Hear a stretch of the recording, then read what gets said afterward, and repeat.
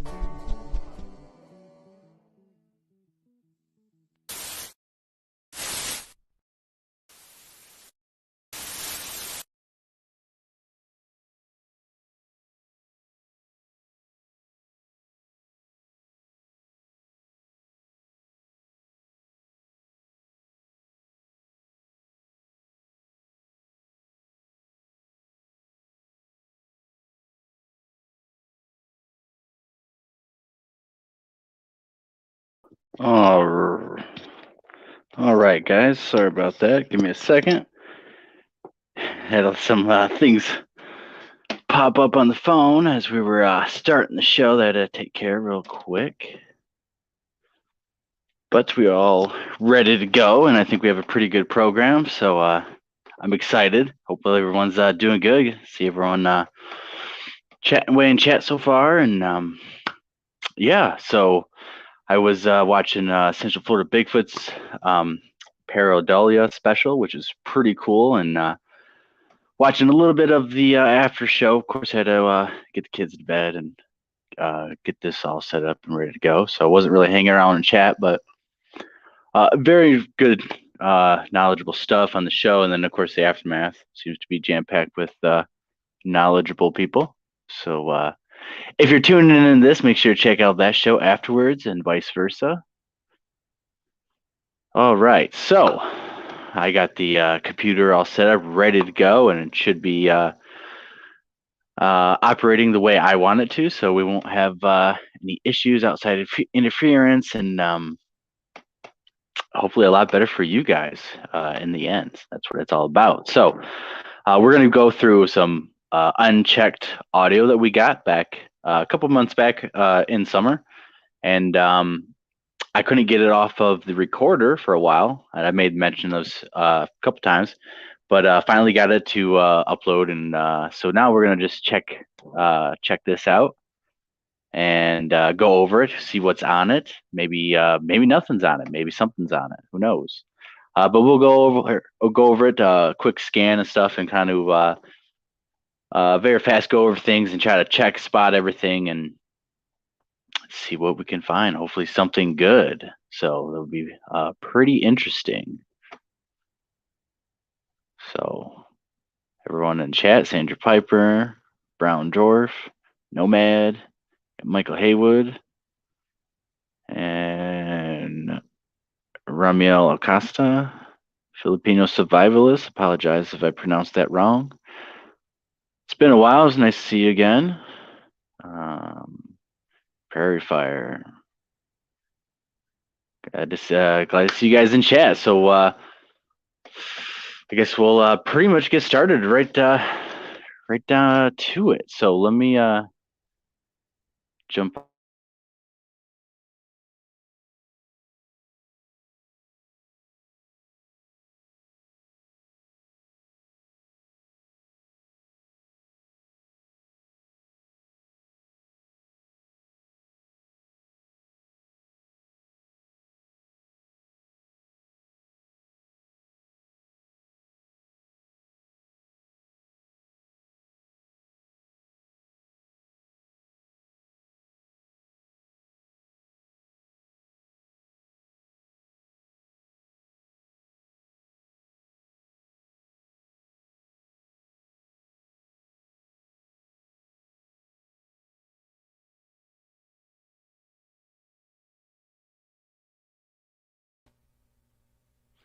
All right, let's see if can everyone hear me? Sounds like it can. Let me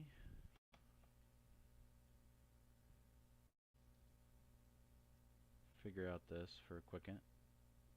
All right, so let me know if there's an echo going on.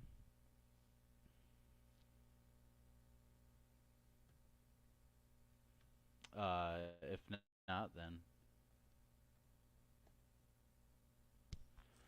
All right, so can everyone hear me okay through this mic?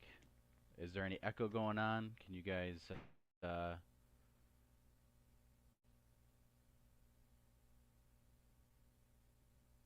hear everything?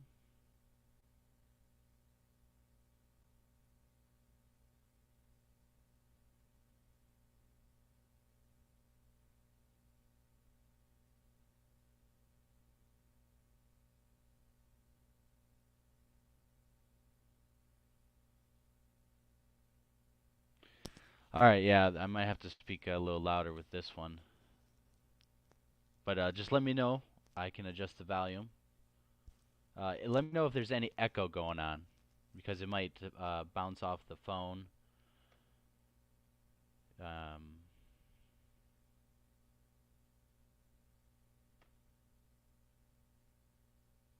okay, give me a second.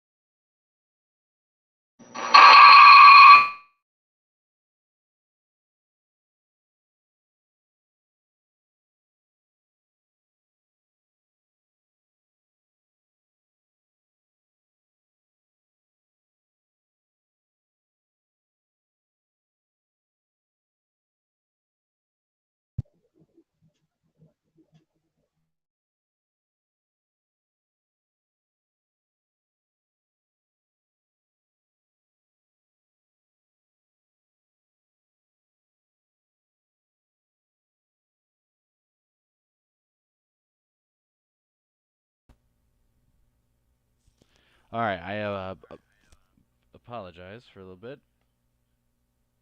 Sorry. Let's see.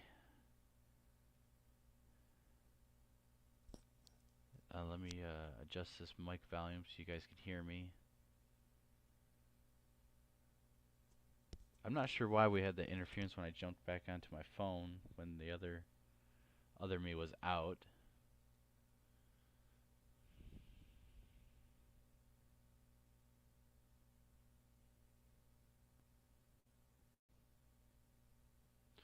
But we'll get this rolling one way or other.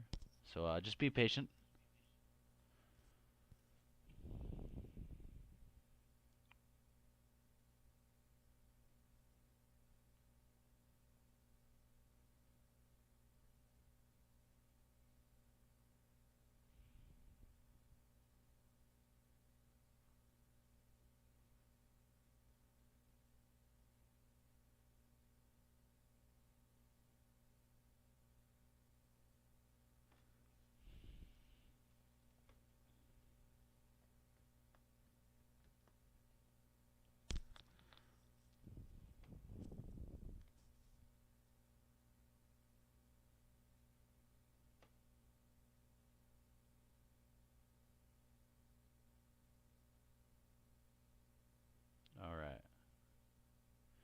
Alright, so sounds like you guys can hear me. Is there any echo going on? I don't think there is, so we can get this rolling then.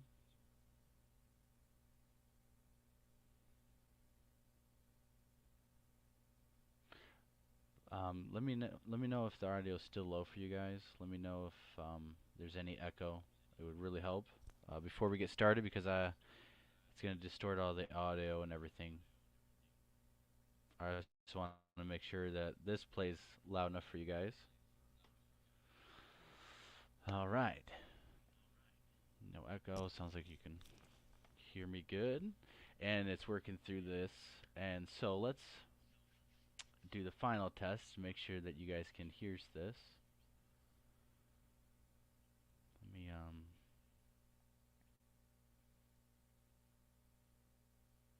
So as you can see, this is all the sound blips and stuff, and all the major stuff that we are going to be able to hear. Now I listened to this big chunk right here, and it's a bunch of rustling, and it sounds like distortion and stuff, so it's going to sound all crazy. But so we don't have to listen to that. But I did not go through and listen to anything of this and of the others that we have lined up for this night. But let me play a little section to see if you guys can hear it. On the major hits, if you guys can't hear it, I can always boost it up and stuff too.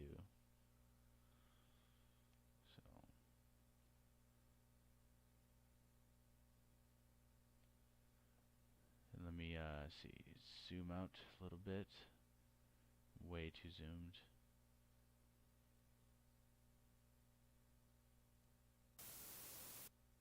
Let me know if this is like too loud or something.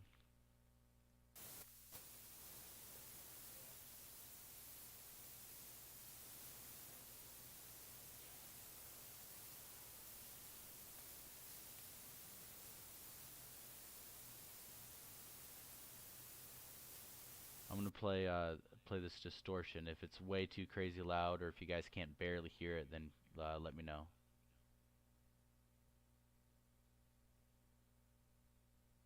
It's Sunday, June 12th at 12:20 a.m. Oh, I apologize. This other distortion was this other audio I was working on. It's not this one. Alright, so let me know if you guys can hear this perfectly fine. What's the volume on it?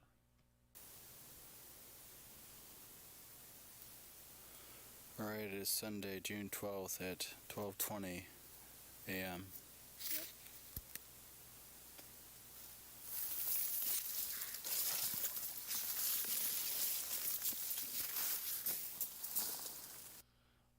Alright, good. That's good. So we're not going to listen to all this. Obviously, it would take way too long. It'd be super boring for you guys.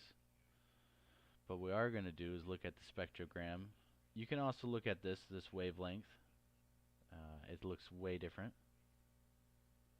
And to me, the spectrogram is a lot easier to see fainter things in the background and different things.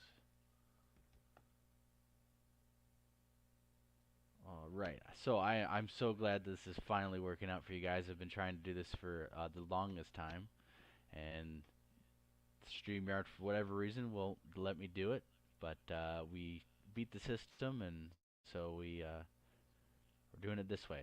So basically, we're going to go and move forward and look at, obviously, you know, how I speak and stuff. This is all going to look differently depending on what type of sounds. I need to zoom in just a little bit more.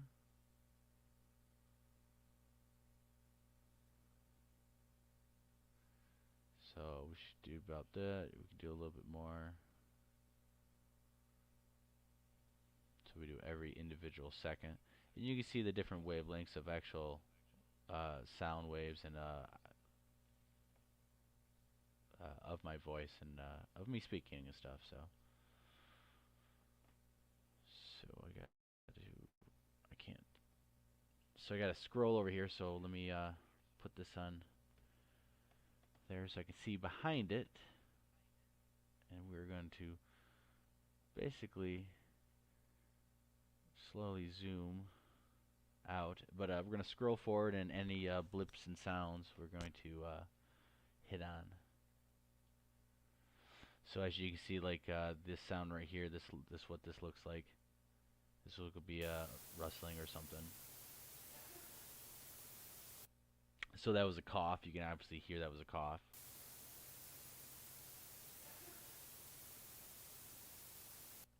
And so when you put these recorders out, you want to make sure, do the time and stuff, and always understand that, you're still in the area making sounds. So, but the recorder's pretty good. You're picking up a little coughs. The stuff's not the best. We don't have the best recorders, but they're pretty good. So we'll take a listen to this. Already, I think it's gonna be wind.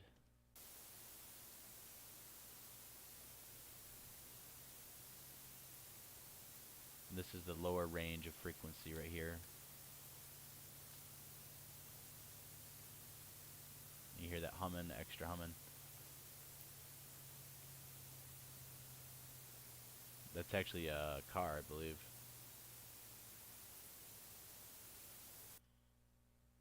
We'll skip forward. This will be another probably car.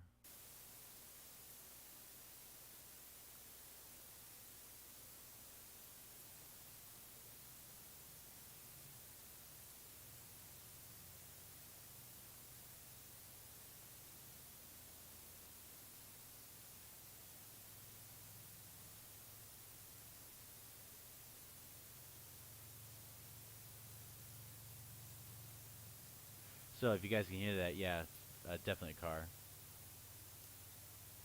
And that's just an example. Most of the time when it's like this low,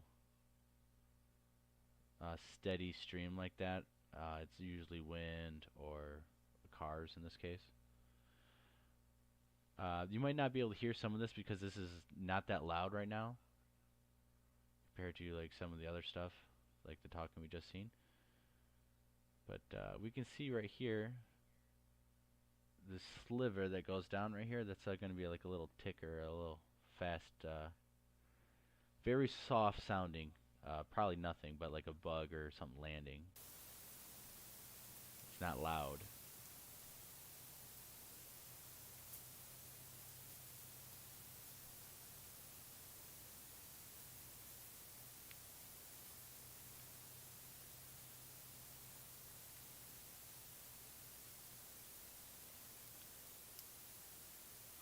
Actually sounds like a small little critter or something.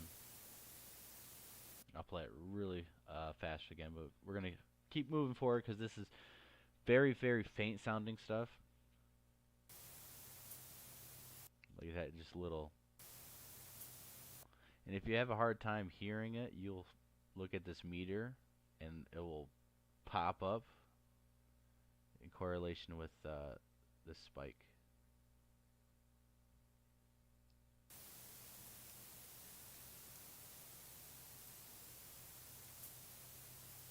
And depending on how soft and how loud, this will jump up pretty significant. So let's just move on from that because I don't want to waste time on kind of small stuff.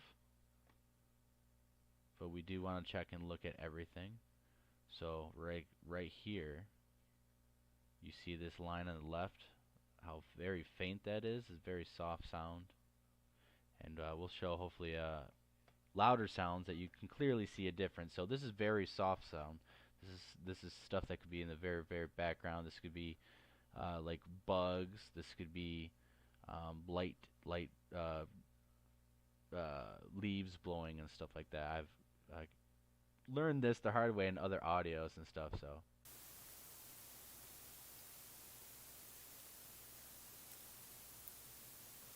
So it's barely audible and stuff. It's just little taps and stuff. And so when I first go over audio, some of this stuff I do try to check, but after a while, if it still sounds like the same stuff, I kind of generally move on to other things that might look, and then go back. You see how like these ones are compared, and then this one right here is a little bit heavier. It's going to be a little louder. So you can definitely see this meter bar jump up when it taps, and it's just a very light tap. It's probably a bug or nothing.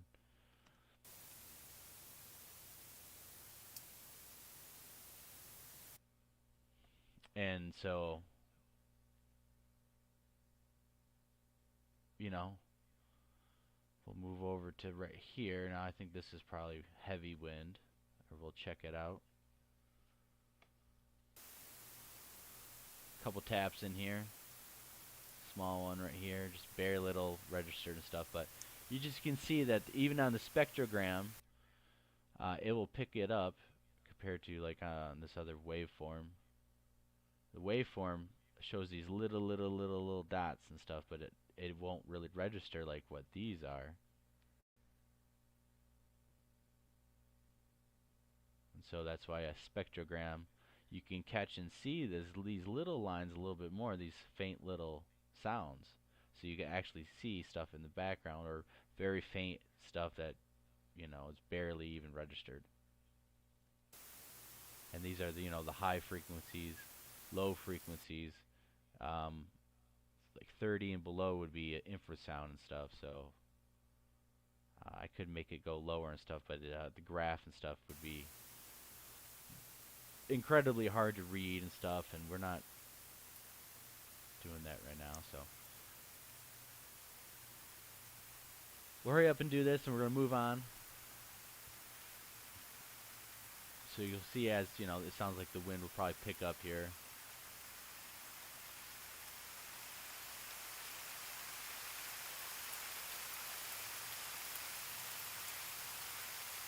And we'll stop it right there so you guys don't blow your eardrums out. But as you can see, it just carries on through a range of frequencies and blots everything out. So you can, you know, already kind of tell, okay, so that's what kind of wind looks like. And then we have this loud tap right here and some other things, but it is windy.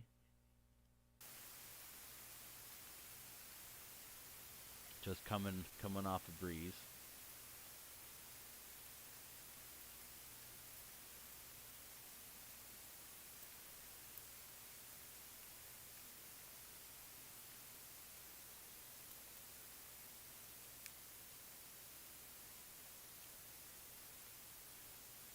Now even that's pretty soft. That's not loud at all, and that could be, again, a bug or something small around the recorder, or something that fell off a tree and stuff. It's not, just because it's super bright like that doesn't mean it's actually super loud. You can see the meter jumps up and picks it up pretty good.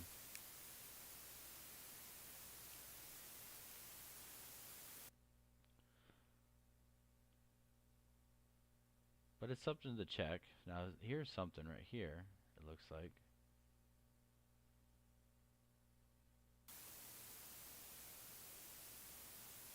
See this meter tries to pick it up.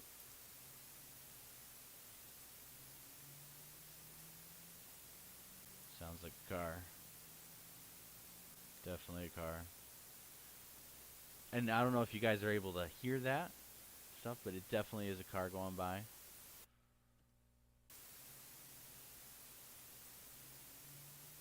You hear it accelerating.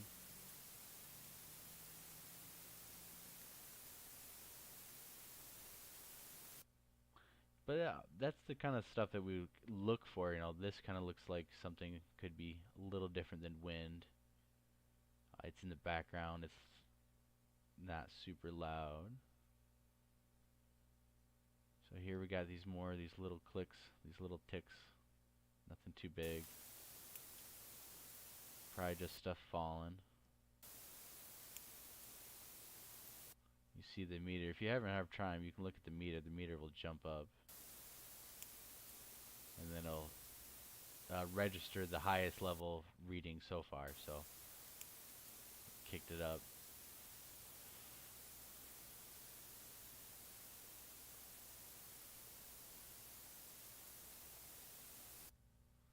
So pretty much, you know, we kind of know, like, this little stuff right here's mostly nothing.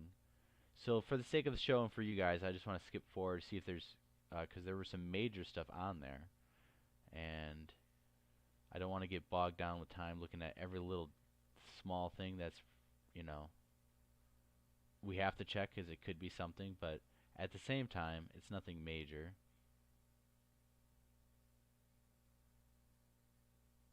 So we're just scanning forward, trying to find anything that looks odd. There's some barely colored right here. You can tell this color. If you look at this line the whole way through, you see the changes of color. Barely, it's barely light right there. We'll probably play this. I don't know if you'll be able to hear it.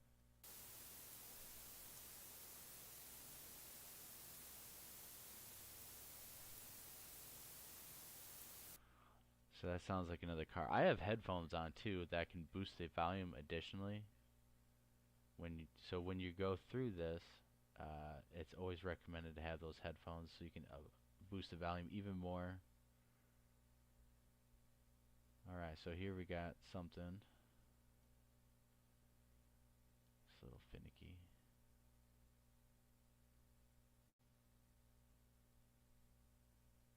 Alright, so here we got something right here. It could be something, could be nothing.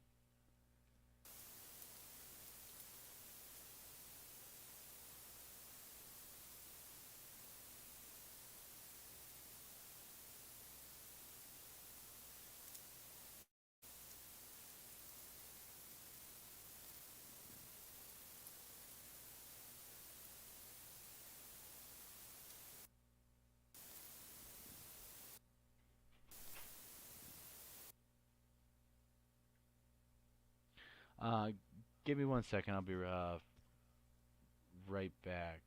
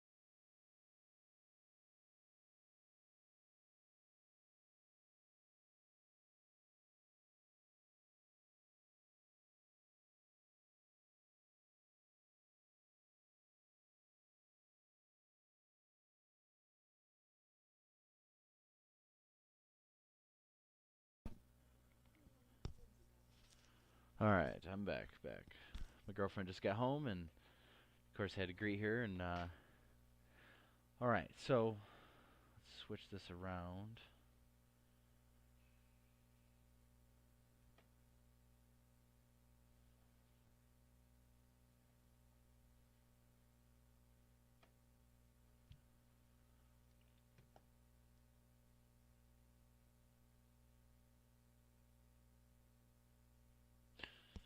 Alright.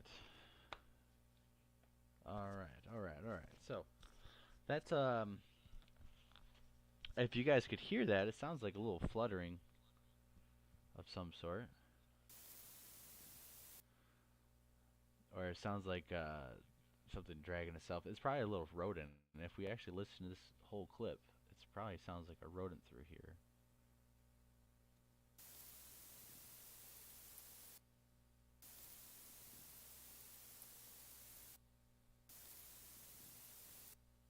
Not really sure what that is, actually. It sounds like rubbing or something. It could be anything. Could be a tree rubbing. Could be something to take further interest in, I guess. I'll split that clip. Probably send it to a few people. It's not super loud or anything, but it's pretty low in frequency. So I wonder to see how about that. But That's inconclusive. It just sounds like rubbing or from other audio recorders. I've recorded like mice or something going up to recorder and they're like scratching it, and sometimes bird makes like fluttering sounds with their flat feathers, and that kind of reminds me of that actually.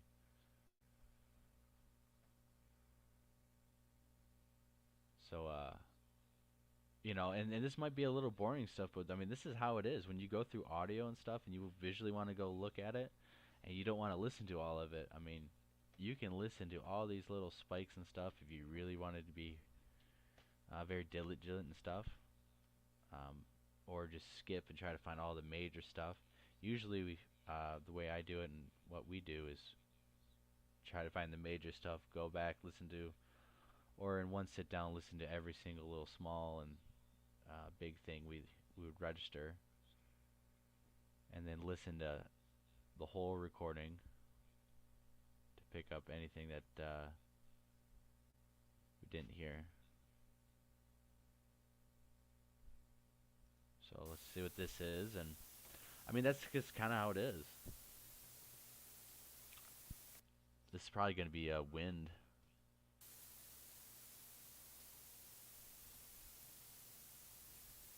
or a car.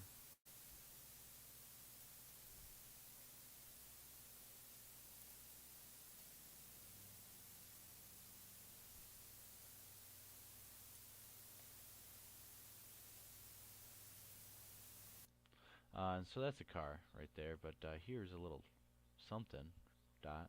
So this dot is definitely not a car; it's something else. And that's how it is. You know, it can be boring. You basically are spending hours and hours and hours scrolling, looking, checking, trying to verify, and then you find something, and it's like, well, what it is. And if it doesn't sound good or inconclusive, it's just inconclusive. It could be 1,000 things. We're experiencing some wind out here at some times. Um, there's bugs out and stuff. Being what is that, June? Um, so there's a lot of things that be all these little tickings and stuff that you have to understand. It's not like it's a Bigfoot tapping next to the recorder, right? This is all natural stuff that you have to learn and understand. It's like, okay, so what am I hearing out there? I can see it on here, but what is it? And the more you practice, the more you can pick up on things. But so let's check out this. This could be something interesting. You notice how it's round right here, and it's not a full line like these taps were, and it's not being carried for a long time and stuff, but it's something.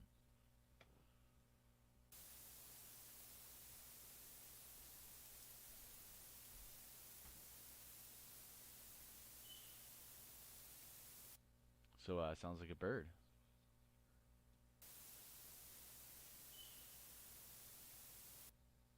If you guys are having a hard time hearing that, I can always boost it. I know some of you guys said it was good. Some of you guys said you guys.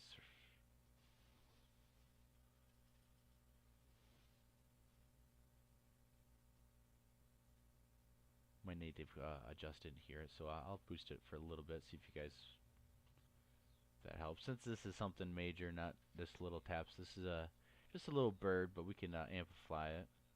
And usually I just bump it up to 6.2, 6.5, something like that.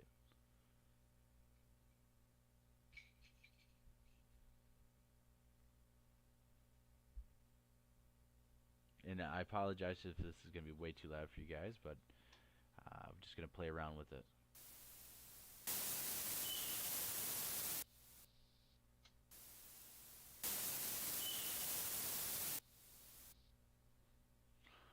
So I should probably go back to the other one and adjust the volume. But as you can clearly tell, that was just a bird.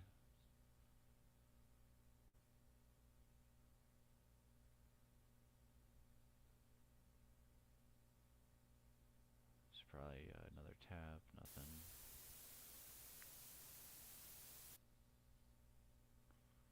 Just a little tap, probably most likely bugs flying around, landing on any hard surfaces and stuff like that. Give me a second.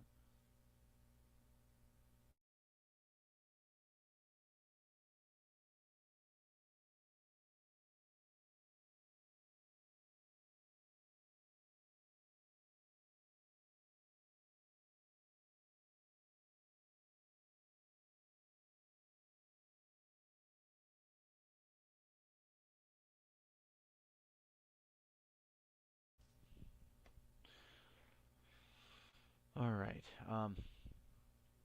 But that's the one thing. If you really want to get into the audio game, you're leaving it for and this is only an hour and a half clip and stuff that we're trying to zoom through and explain. I had 4 of these lined up and stuff, just for one recording and stuff.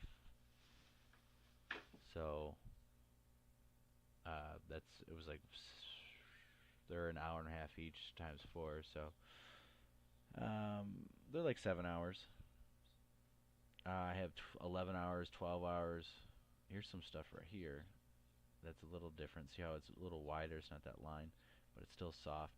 I have 24 hours of audio and stuff that I've spent hours and hours listening to just birds in the mornings, making bird calls and all that, just to check to see if there's actually any Bigfoot stuff. And when you're looking on here in the spectrogram, it's like, man, I really don't want to check every little thingy on here, but if you really want to make sure that there's nothing truly on here that might be interesting, you got to check every little single dot, every little big thing. So we're going to check this one right here. It's going to be soft, but it could be something.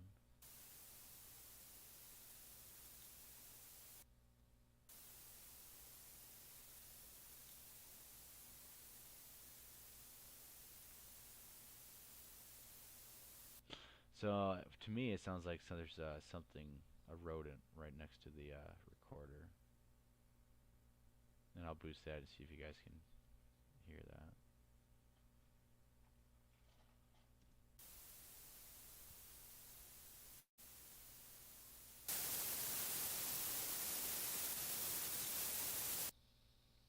Alright, so that's too low for to be boosted and for you guys to hear.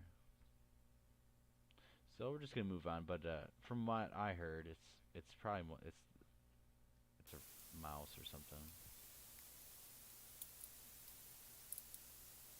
or a bug.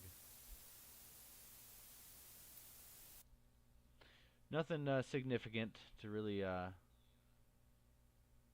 pay attention to. This is a little bit better, but still.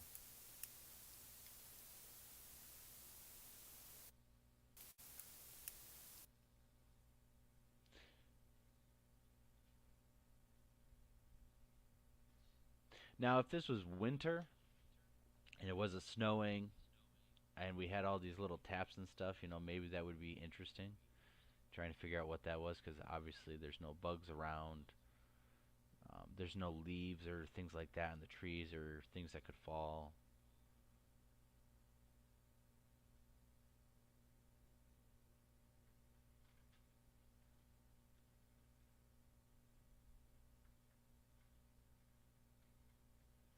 And this was never before seen, never before checked out stuff. And, so far, it's nothing. But you got to remember, this is going to be an hour and a half out of 7 hours. So here we got something pretty significant. Looks like something.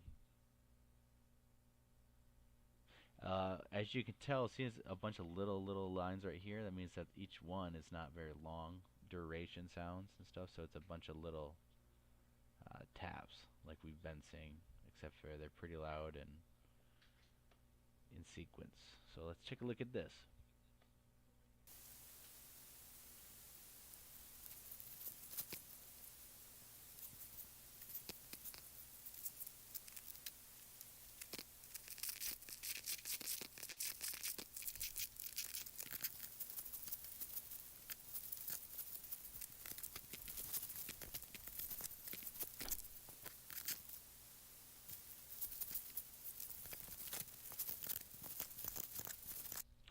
So I would guess that's a rodent or something messing with the recorder. Obviously, you can hear it messing with the recorder. And it sounds small and stuff. If we keep listening to it, um, there's some indicators that that we're going to try to look for small rodents are very small grabbing of the thing, whiskers, sniffing sounds, sometimes squeaks. Birds sometimes their feathers make certain noises.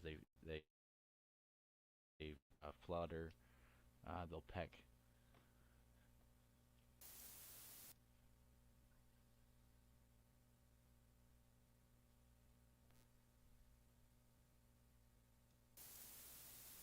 All right, so let's listen to this.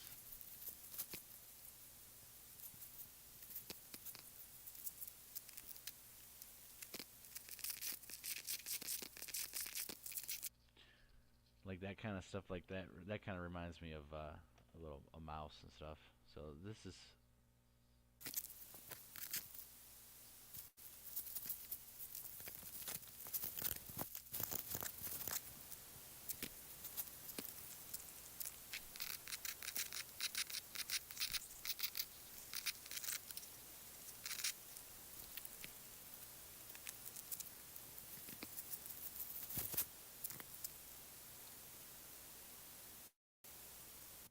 So I don't know if you guys heard it, but there was a little slight squeak in there actually, and which would lead me to be a rodent of some sort. And again, if you have headphones that can adjust the volume and that are like low end boosted and stuff like that, it's gonna help a lot more because you can, or especially if there's like a built-in like equalizer and stuff like that, some really good ones. You will be able to hear a lot better and actually hear background and more in depth and go um, and have a better range to be able to hear stuff. So you don't hear walking up or run or walking away and stuff, but those taps and stuff that we heard slightly earlier, just a couple of seconds or a minute or two earlier, was probably the rodent around the recorder.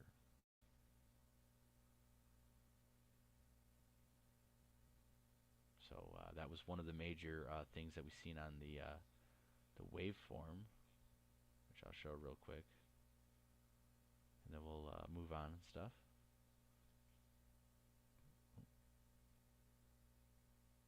But this is how it is.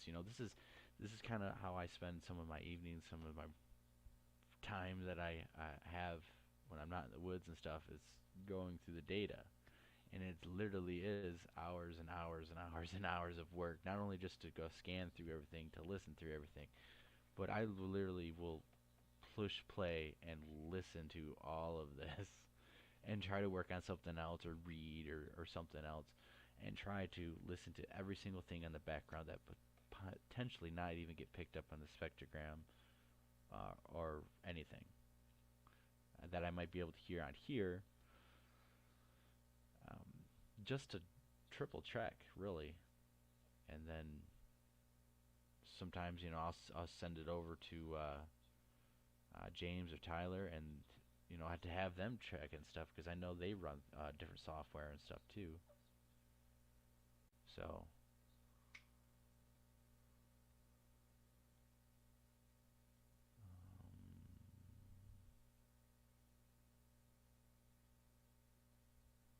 course I can't see, but I'll change it real quick so you can see multi-view. So you can see right here.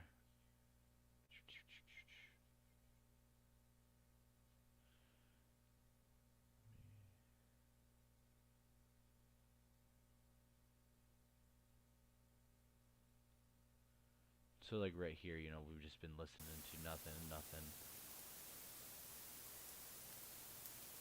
Slight little taps, and of course that's when he goes all bazonkers. So sometimes I'll go and look at things like this for major things, but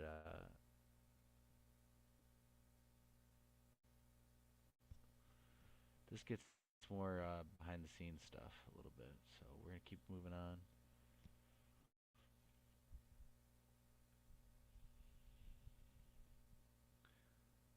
So I mean, this is some behind the scenes stuff with that we do at the Lost Cryptids, and what real researchers will actually be doing. No one taught me how to do any stuff. Everything I do is self-taught pretty much. I might be able to listen and learn from other people, but no one's actually taught to do any of this kind of research. Or to least, a real researcher will actually go out and want to learn new skills, and you know oh well, I don't know what to do with audio. Well, you better start learning this stuff. Well, I've never used a spectrogram. Well, just put something up, start learning, and start reading on it, start googling stuff, start listening to what other people use and stuff. Yes, exactly right. Sounds like a small creed. I would say a rodent stuff. If you could hear that squeak, I certainly heard what I thought was a squeak in there. So if you're not proficient at stuff, what's good of you getting all these recordings if you don't know what to do with them, because you literally have, and I guilty of it too. It goes on the back burner sometimes because there's a lot of data to go through, and it's like when you rack up like 50, 75 hours worth of audio, pretty fast in like a week or two. That's a lot to go through, especially if you want to literally listen to all of it. Like I try to do sometimes, which can be kind of hard. Especially since you keep getting more data to add to the pile to if you really want to spend, 24 hours listening to a whole recorder and stuff. Yeah, it could take a long time. But so the spectrogram stuff and analyzing like that can speed up the process of finding major stuff, but it could still potentially miss things that you might not be proficient in. Some of these dots and stuff that are very faint, lightly colored, that are not within the background and stuff. Sometimes you might miss it, but you might hear it if with the bass boost and all that. But and you can use different software that you can pay for stuff that is going to be way better than this. I can go in way more in depth and stuff, and I'll run all sorts of things.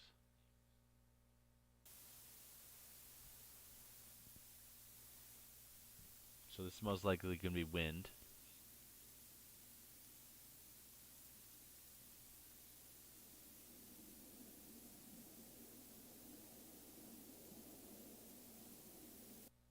I don't want to like bust your guys' eardrums out. Obviously, we kind of are understanding it's like wind and stuff. There's like a tap in there. There's some taps right there. But this is probably, the rodent could be still close by. This tapping could be bugs, stuff like that. There's this little tapping and stuff. You can see it jump on the meter. It is registering it, but it's really nothing.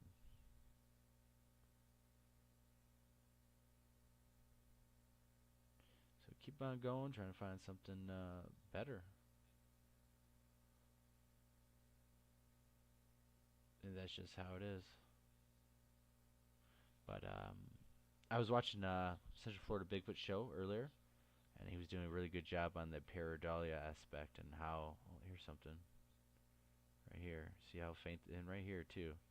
There's a little dot right here on the very low end of the spectrum, and right here is something. Even though it almost looks like nothing, it's different from these little taps that we've been getting. Like right here, this line is a tap.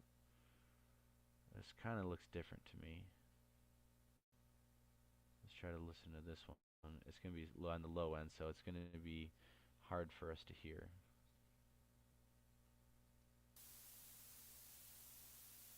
Wow, okay. There is actually something there.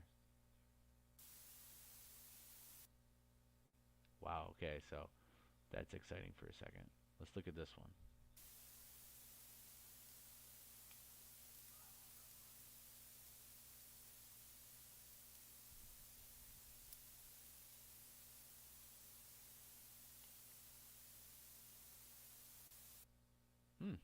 Okay, so let's listen to this one a couple times, then I'll boost it for you guys.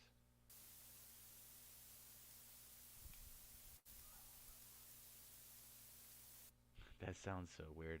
If you guys can hear that, let me know. If you guys are having trouble, I will boost it.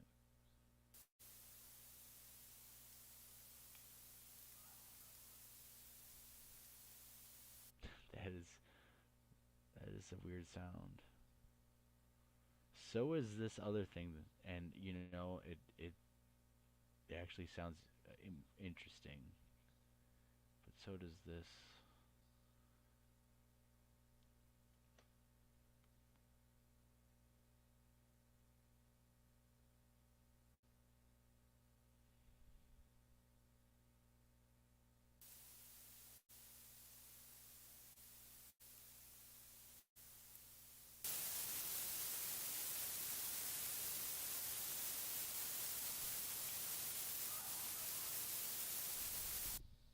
That. That could be a coyote. We're gonna keep playing. But if it's blowing your guys' eardrums out, please let me know. If you guys, are having trouble, blah, something like that. Because I don't know if you guys hear it. I can hear it. I can always adjust it on my end, so I'm hearing it no problem. And it is something that is a vocal. So I'll play it a couple times.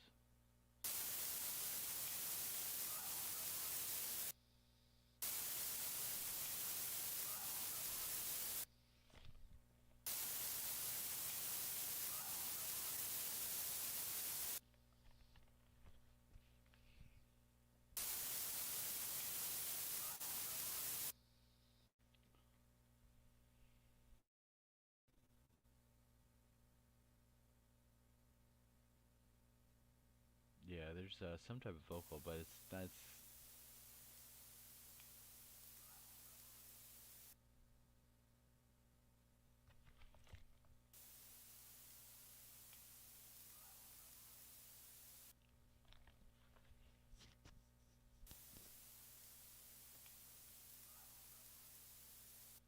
I really don't know what that is. It could be a canine, or it could be something else. Can you guys hear that one? I'm about to play this one and boost this one.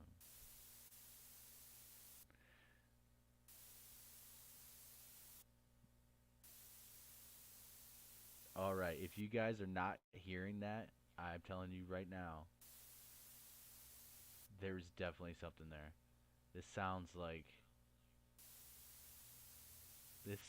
someone blowing in a jug going like that sound you make when you blow into a jug top. Oh, that's what this sounds like. It is so.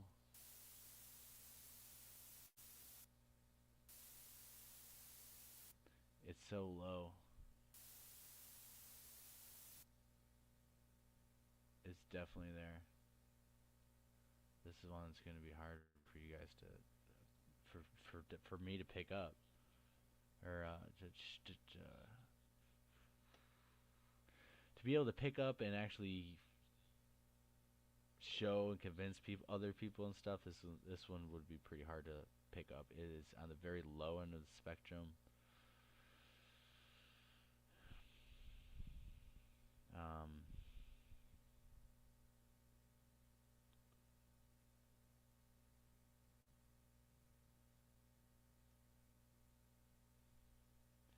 It definitely sounds like someone's blowing through a jug top, is what I am hearing.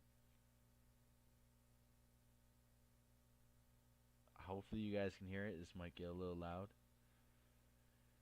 The problem with the amplifying stuff is it could just all mix it together and make it blah.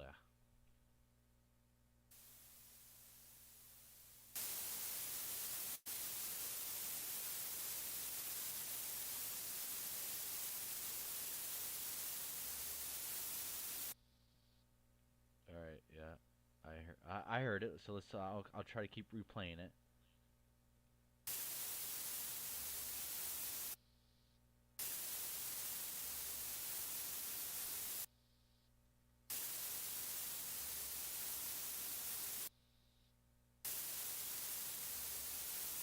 there's definitely something there.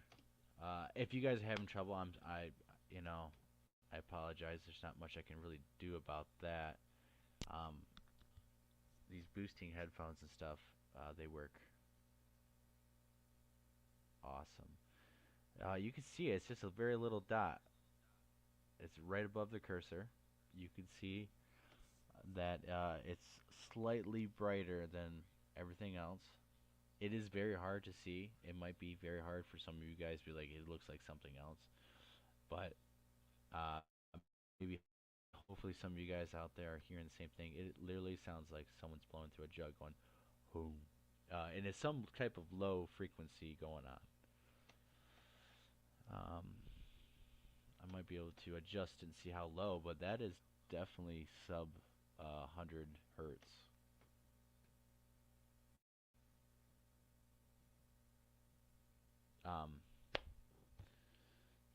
I'm gonna probably be sending this to a couple people, and hopefully they can hear it. Hopefully they, understand where, what I'm hearing.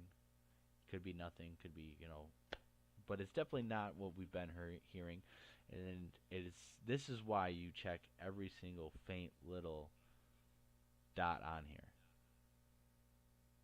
because even though all these other little dots, like this one right here, this line, are these taps, this right here might look insignificant. So far, I think it's very interesting, and so you have this vocal right here too. But this interests me more because the way it sounds produced, it sounds like that blowing through a top of a jug. That type of sound doesn't really scream deer, doesn't scream bird, doesn't scream raccoon, doesn't scream um, that mouse. You know, it's not a very normal audible sound that I would recognize. The worst thing about it, though, is just it's not loud, but it's very interesting. And it's something there. And it's just the problem with it is it's so in the background, it's so low. It's just really hard. It's going to be really hard to work with. To make it work with where you guys can be like, oh yeah, I 100% easily hear that, no problem. People are going to be like, I don't hear nothing. I don't hear it, and I understand. I really do, because it is really hard to hear.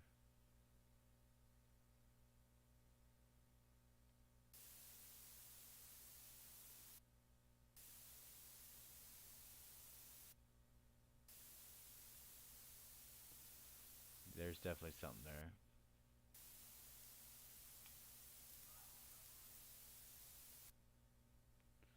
I would say, man, this sounds like a bird coughing right here.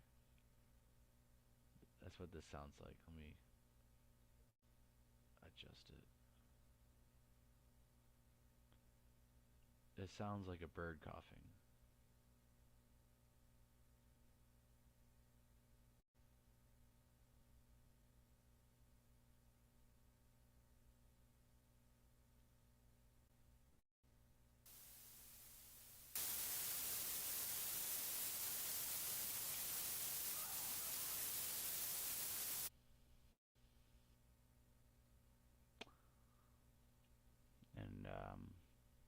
And I have no idea.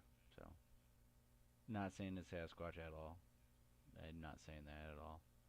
It's just a little weird. And it's just not loud enough either, unfortunately. Um, but it is there. There is something actually there, which is kind of surprising.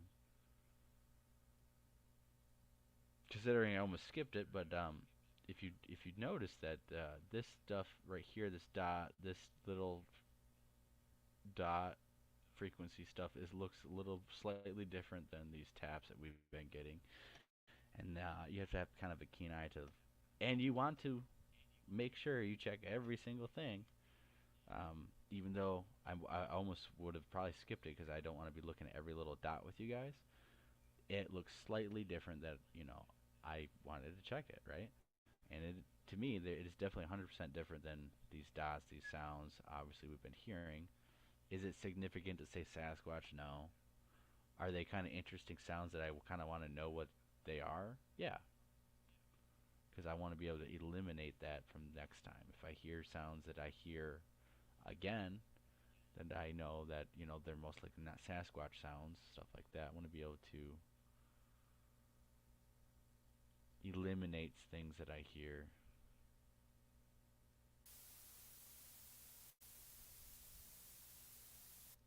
So I can already tell.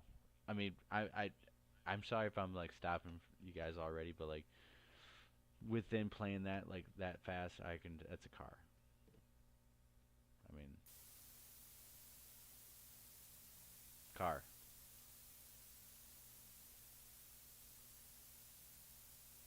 And maybe you guys are having trouble. I know one person said the sound was good on his end, so I was kind of going off of what he said. Um, I'll adjust the volume just so you guys can know that you can instantly tell things like it's a car, it's something like that. I'm not gonna I'm not gonna even bother. It's just a car. So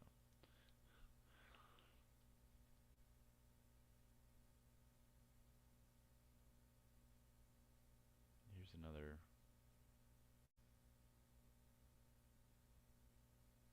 small purple dot, but it's probably off the car still. It's nothing, most likely.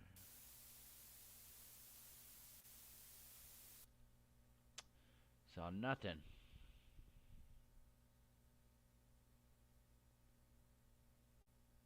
And you can see how long that's already been just to scroll and kind of look through and listen to stuff.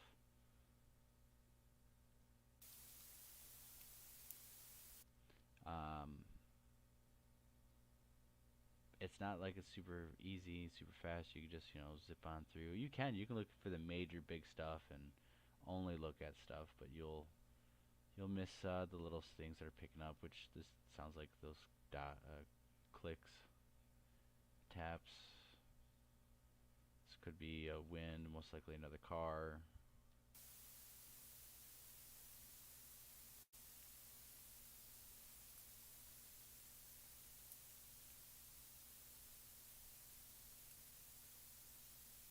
Car. You can hear it right here. This sound right here is actually the engine revving up slightly. It's not like it's doing a burnout or anything, but you can tell. And this is probably the car that's closer. This is going to be the sound of the engine.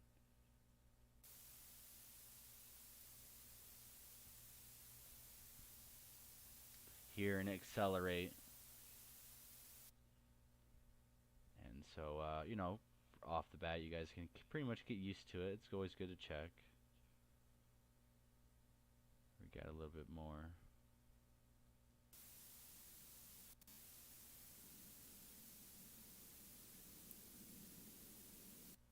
And that's wind.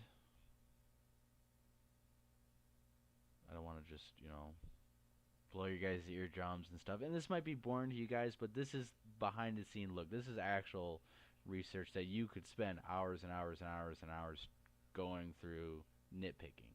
And this is what I do. Because who else is going to do it? Who am I going to ask someone else that, hey, can you please look at all my stuff that I got for me and do all the work for me?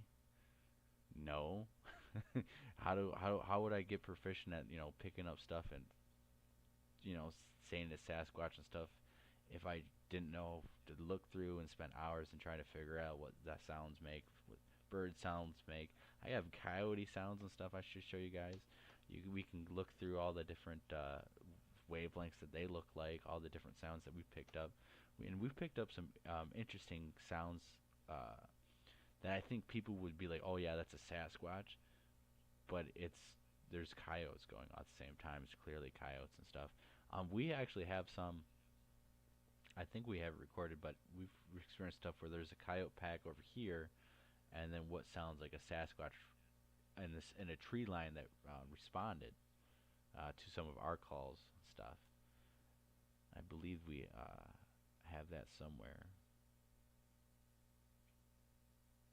The problem with the audio stuff that I am starting to do is labeling. I didn't label a lot of the stuff, so it's all numbers and stuff, as you see the title. And then when I go through and I find things, then I usually label things.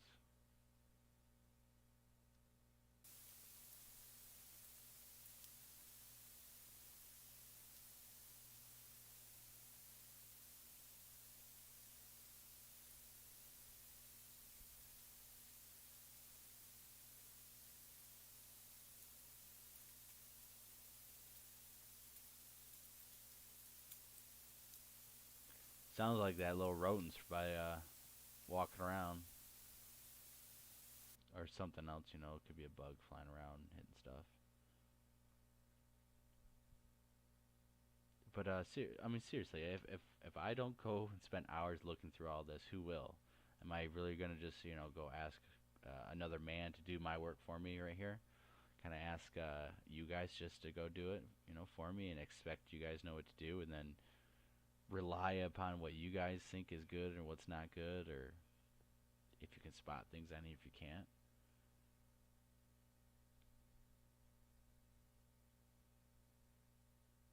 And this is the kind of stuff that when we do catch stuff, you can show people the spectrogram stuff. You want to look at the different ranges and stuff. I could scale this down, scale this up. We can look at stuff a little bit better for people who know a lot to do. I mean, I'm not proficient with audio. I'm not professional at all. I just kind of know what to do and look for, and maybe send it to other people who are above what I know, and what they can figure out to do with the sounds or whatever.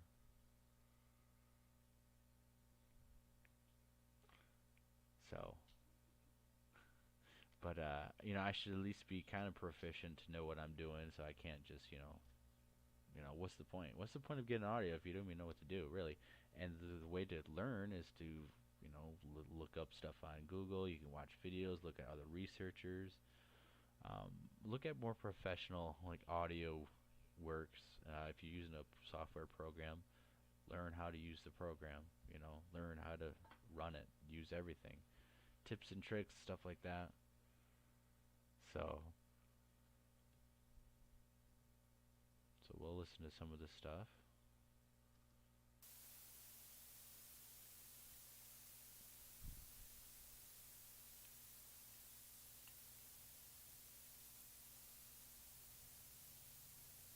Is that more of that car?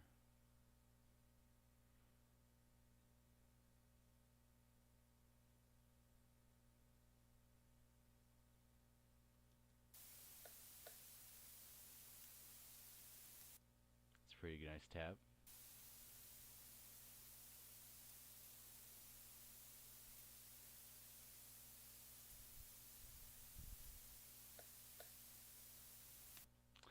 It sounds like a bird peck, honestly. It's a louder peck. It actually sounds like it's on wood.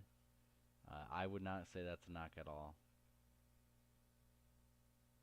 If you guys are having trouble, let me know. I'll try to boost it for you guys. Sounds like a peck.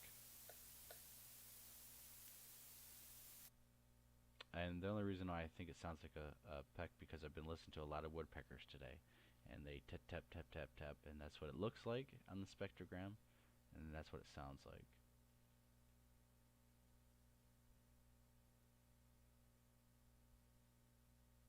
So this one so far, mostly a bust. Besides those, 2 or 3 little things, which they're not very loud. They're really not really significant.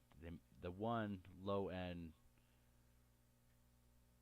sounds like someone's blowing on a jug top without the top on. That sounds very interesting, and that maybe could be something to look into and to send to other people.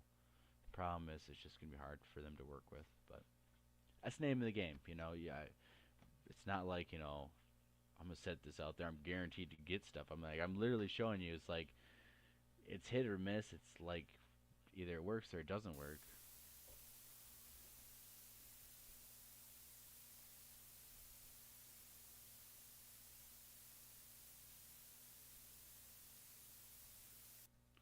more car stuff. I figured that's what it was, but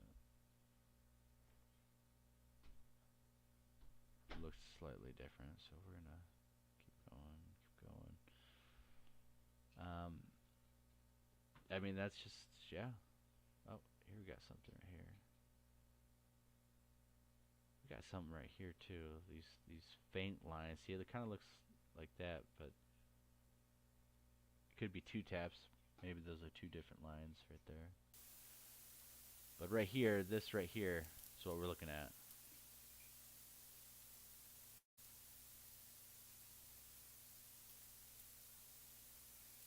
I think that's just wind. I didn't register. I didn't hear nothing. So it does sound like a little critter, like that mouse or whatever, still by the recorder. Could be bugs. So keep going on. Check this. Sounds like a car.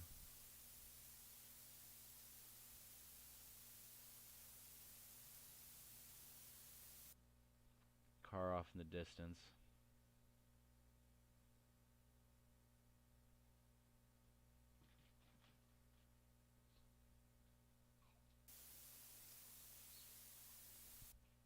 Little bird chirp right there.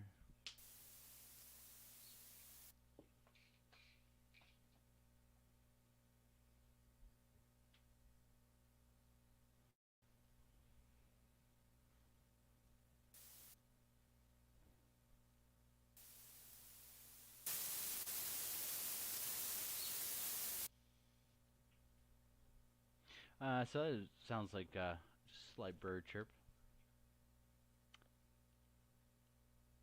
Keep going on, keep going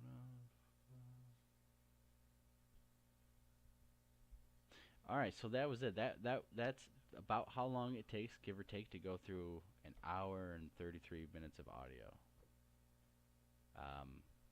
And we didn't look through every single little thing that I would normally do, just to double check, because we did find something interesting that barely registered. But for the sake of the show, kind of speed through everything. It is work. It does take time. This is not something that, if anyone is doing seriously, that it's quick. You could get through most audio in a whole night, a couple hours. Spend a couple hours here and going through everything. You could do that. So that was just one. I actually have 3 more lined up. We can continue to go. It might be boring to some people, but this is real work. This is real stuff that we're doing, and I'm glad that everything's working great. I can play internal audio off the computer. You guys can watch it on the screen. I can talk to the headphone and do it at the same time. I'm only using my phone as a camera. Tricking StreamYard into being able to share files through my computer screen recorder and stuff like that. So fully beating the system, because I should have been able to do this months ago. StreamYard allows you to share files and blah blah blah. Well, they wouldn't allow me plug my computer into the the Wi-Fi with the ether cord and everything. Still would act like it didn't have enough Wi-Fi power, bandwidth, whatever, to function properly. Which obviously is not the case if I'm still able to show you guys and just broadcast and trick it. And so yeah, so as you can see right now, we do have some hits and stuff, some loud hits. All these little dots and stuff are pretty significant. Taps could be whatever. These ones right here are pretty loud. And this is all through scrunched together too, so you can see over the space of 15 minutes we have a couple things. Of the space of the whole time, there's a couple instances of some loudness, but we have to zoom in so we can see it a little bit better. Let me zoom out real quick. show you guys spectrogram.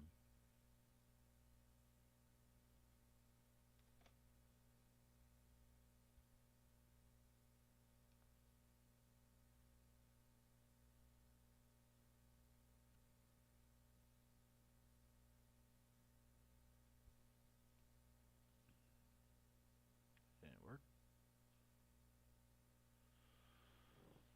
Oh, just give it a second. Hopefully, I was actually having problems with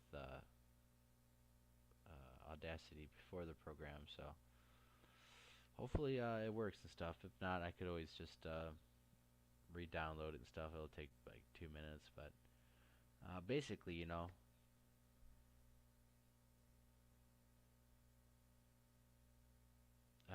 this is what I kind of wanted to show you guys and go through. I kind of know, you know, this is maybe not the most exciting show. It might be to some people and stuff, but it's definitely something I wanted to try. I'm happy that it worked successfully. I'm gonna take a listen to see how it was on your end. So if I know, like maybe next time it needs to be slightly louder, or maybe if I can figure out how to adjust things to make it better on your end for you guys, and we will fine tune things like we have been, and then we can show whatever and go through hoaxes and show you hoaxes, because I just encountered the guy that I exposed on here, that the hoax video. If you go on the YouTube channel right now after the show and you go back a couple videos, it will be the hoax video, the latest hoax video and stuff. And that guy was in Central Florida, Bigfoot's chat, ranting and raving about the show, and just he literally just. So here's the spectrogram version, and as you can see on this one, you wouldn't notice all the things that is actually captured compared to the wavelength version, where you could see there's a lot of different individual spikes that we know there's actually something going on. Whereas this one, we see that there's some major, maybe wind or something, who knows, it happens for a while, but some major things that are clearly highlighted, meaning they're loud. But there's also stuff that it didn't pick up that we know by viewing the wavelength, there's stuff on there. And so this is kind of why, you know, you want to go look through the spectrogram, but also I like to use the wavelength. I also like to listen through every single thing, even though I've gone through everything with the headphones, just because, you know, maybe there's something that's not visible, but yet you can hear. Even though it should register everything else, because it goes down to, you know, on the spectrogram, but this would be a good example of something that, you know, could be on there, but it might not be nothing, but it shows up on the one wavelength and on the other. So before we start this again, that hoaxer was on that channel, and he was just ranting and raving, and you know, I don't know if you could see me. I called him out and stuff, because I don't know if he blocked me or somehow, or just ignored me, but he claims that he has this on video. You can watch the video. You watch his video. It's his best evidence that he got here, he used to claim. Basically, he's filming off his front porch. He's filming the front of his yard, blah, blah, blah, across the road, and then he's on his front porch, okay, and he's you know, 50, I'm guessing, around there. He rolls on his deck, does a complete barrel roll, right, and with the camera, to move out of the way of a charging female with a baby. And he pans to the left, he pans to the right. He's on his front porch, you can see the cars. Looks like he lives out in the country. Doesn't appear like any Sasquatch ran up on him. But the sad fact of it is, he has a picture, and, you know, he draws eyes, and people, it's pareidolia, and people are saying, oh yeah, I see it. In the video that I have, and in his own original video, if you have a very keen eye, you will notice that he just takes his arm and goes like this with a blue sweater. It's literally a blue sweater, fluffy sweater. It's a very odd type of material. It's It's like a bunch of that old carpet that had a bunch of like grays and multiple blues and like flake pattern of kind of stuff. Anyways, he just goes like this in front of the camera, and it just he literally screenshotted fluff of the sweater, and people think that's a Bigfoot. And he rolls out of the way. I'm telling you what, if I rolled on a front porch, my back would be hurt, and I'd be kind of like, oh man, oh, I'm a little messed up now. None of that. I mean, it's just you can poke holes through it all day long, and it's ridiculous.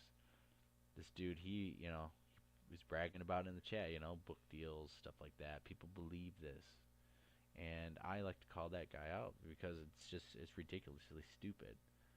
It makes us look horribly retarded, bad.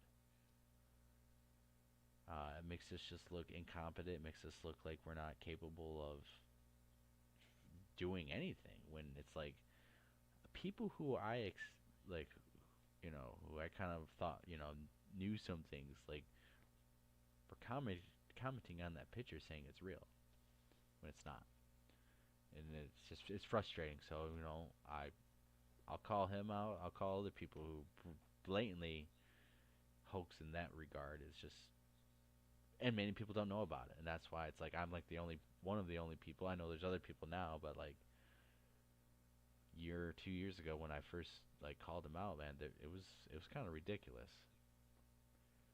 And it didn't work much because he made a book deal and all this, and he's still doing it.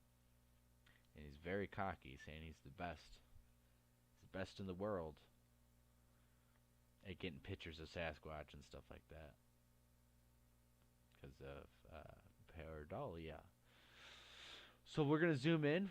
We know we got some good, pretty interesting targets, so we'll try to hit up this one a little faster. I'm not going to go through all the little stuff, since you guys kind of understand, like, most of the time it's kind of nothing.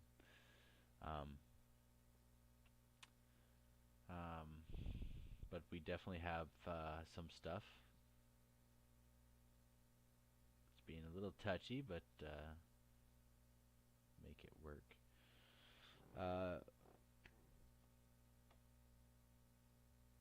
Yeah, hopefully this works. We'll talk about other things too, but I'm not afraid to call out people. I'm not playing anymore. I don't play with people. I don't play games at all. Like, a good example is recently, got into it with people, with a person, and honestly, it comes down to when I first meet you, if you rub me the wrong way, if I get some bad vibes from you, if you treat me indifferently and stuff, I think I give you a couple chances, and then it's like, this is just kind of how you are. And I can still work with you, still do stuff, and still will, and try to get along and be tolerant, and but in the back of my mind, I always remember, it's like, when I first met you, you were a prick. When I first met you, you acted like this, and this, and dismissive and things, when there's Sasquatch activity going on. It's things like that I don't forget. And so, sometimes it's like, enough's enough. You don't have to be tolerant of everyone. You don't have to be nice to everyone. You don't have to be afraid to speak your opinion on how you really feel about that person. And, just because me and him got into it over stupid stuff, it came into a pissing contest and then name calling, and it's like, you know what? Just, I'm taking the gloves off. It doesn't matter because, why would I not just, truly express how I feel about that person if, literally that's just how it is. And for people that are just like, hey, if I tell you I don't like you, you're this, and this, I think you're this, and this, and I'm being mean or an asshole, oh well, right? I don't like you. Why would I be nice to you? And then for a grown man to go screenshot that and to go tell on me to other grown men in the Bigfoot community to do what? To what? Throw shade on me and try to what? oh, Blake's being an asshole to me. Look how nasty he is. He's a horrible person. Oh my God, can you believe he acts like that? For what? You're gonna tell other grown men that? Like they're gonna give a shit about what your feelings are? Okay. Yeah, I'm an asshole. Yeah, I can be damn right. I will be the biggest one you've ever met. I will be the meanest. I will make you feel like you got your soul ripped out if I feel like it. Because I don't like you anymore. Why would I be nice to you? Oh my God, words hurt. If you act like words hurt when I speak to you, especially over Facebook Messenger and stuff, if people act like this, like who cares? Block me, get over it. Doesn't matter, right? Words don't hurt. Words can't hurt people. So when people get like offended by words and stuff and start saying stuff, and if they can't take the heat, they want to give a little heat, but they can't take words, really. I mean, it's not like, two grown men fighting, right? It's a little different. We're just throwing some words at each other, right? For you not to be able to be mature enough to handle that in your own conversation of your inbox and be like, oh, I'm going to screenshot and tell people. Go ahead, motherfucker. Like, everyone can see the stuff. Who cares, right? If I was scared about telling you and worried about you screenshotting and telling a bunch of people, I wouldn't say it. You should see some of the stuff I post. You should see some of the stuff that I go off on. That's my opinion. It's my belief. And, if I feel like I don't like what, maybe CNN or what Fox is saying, I'm going to go and speak my mind. If I have some pretty out there opinions about stuff, pretty vocal. I don't care. I don't care about, President Biden. I don't give a shit about President Trump. To me, they belong on the same boat going to Jeffrey Epstein's island because they probably both did. I don't give a shit. I'm not politically correct. It doesn't matter to me. When it comes to Bigfoot research and stuff, I mean, in the end, when people rub me the wrong way, I just don't give a F about them anymore. That's the attitude you have to have, honestly. No one affects me in my research. Like, I'm telling this guy, what are you going to do? What is telling other people because I'm being mean to you? Oh, I'm being mean to you. What is that going to do? How is that going to affect me? You're going to go tell other people who what? That you think have Bigfoot influence, who are what, Bigfoot famous? Who what? You work with? Who what? Who are what? Gonna look down upon me? Not gonna talk to me? What? Gonna stop me from researching? Gonna stop me from doing my shows? Like, it's ridiculous. People act like that. People, oh well, you said this. I'm gonna blackmail you almost. I'm gonna screenshot it. You better just cower in fear. No. Why would I do that? Why would I? If I was afraid of doing that, I wouldn't say nothing. It's the type of people that are in this community that you just, nah, I'm gonna boot stomp you. I'm gonna throw your ass in the fucking ground. I'm gonna piss on you. Like, you mean nothing, man. You're not gonna stand in my way. You're not gonna do nothing. I'll screenshot, blah blah blah. I don't give a fuck. I'll tell you every single day how much of an asshole I'm gonna be to you. It doesn't matter. I'll go lower than low will go. It doesn't matter how my interaction with you. It does not matter. I will be professional to everyone else, but as soon as you're not, and I've had enough, you know what? I can be the most unprofessional asshole you've ever met. And it doesn't matter who sees it, because you know what? My interactions and stuff with them is on an individual basis. I'm sorry that your butthurt feelings got hurt, and I don't like you. I don't really think anyone cares. So, I'm waiting for the consequences. I think I've trashed his inbox enough. I'm done with that. But it's like, really, like, do something. As a man to another man, what are you gonna do? You can't do nothing but talk. I can't do nothing but talk. I enjoy that because the dude's getting all upset. But it's like, I seriously. People get all butthurt about, this or that, or, this person would have want this, and I know this, I'm on the inside. It's like, no one gives a fuck anymore, okay? No one cares about, I'm not no one. No one cares about me. No one cares about anyone else in the research community, really, because we're not famous, we're not celebrities, and even if we were, it doesn't matter. We all have our own lives. You don't let other people affect you what you want to go out there and do. You know, don't let other people dragging you down, making you feel like crap. Nah, tell them to go F off, make them feel like crap. You know, rip their soul out of their freaking body so when they go home and lay on their bed, they're like, damn, like that dude person is straight up crazy. I don't want to mess with him. Like, he's so determined, we take this seriously, man.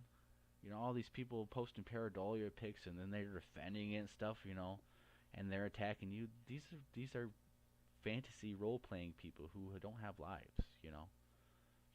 You know, the person I literally, you know, the people in the Bigfoot community, some of these people are messed up.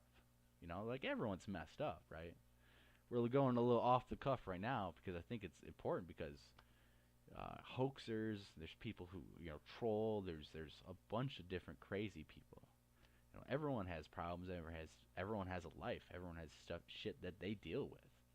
Everyone has shit that they deal with.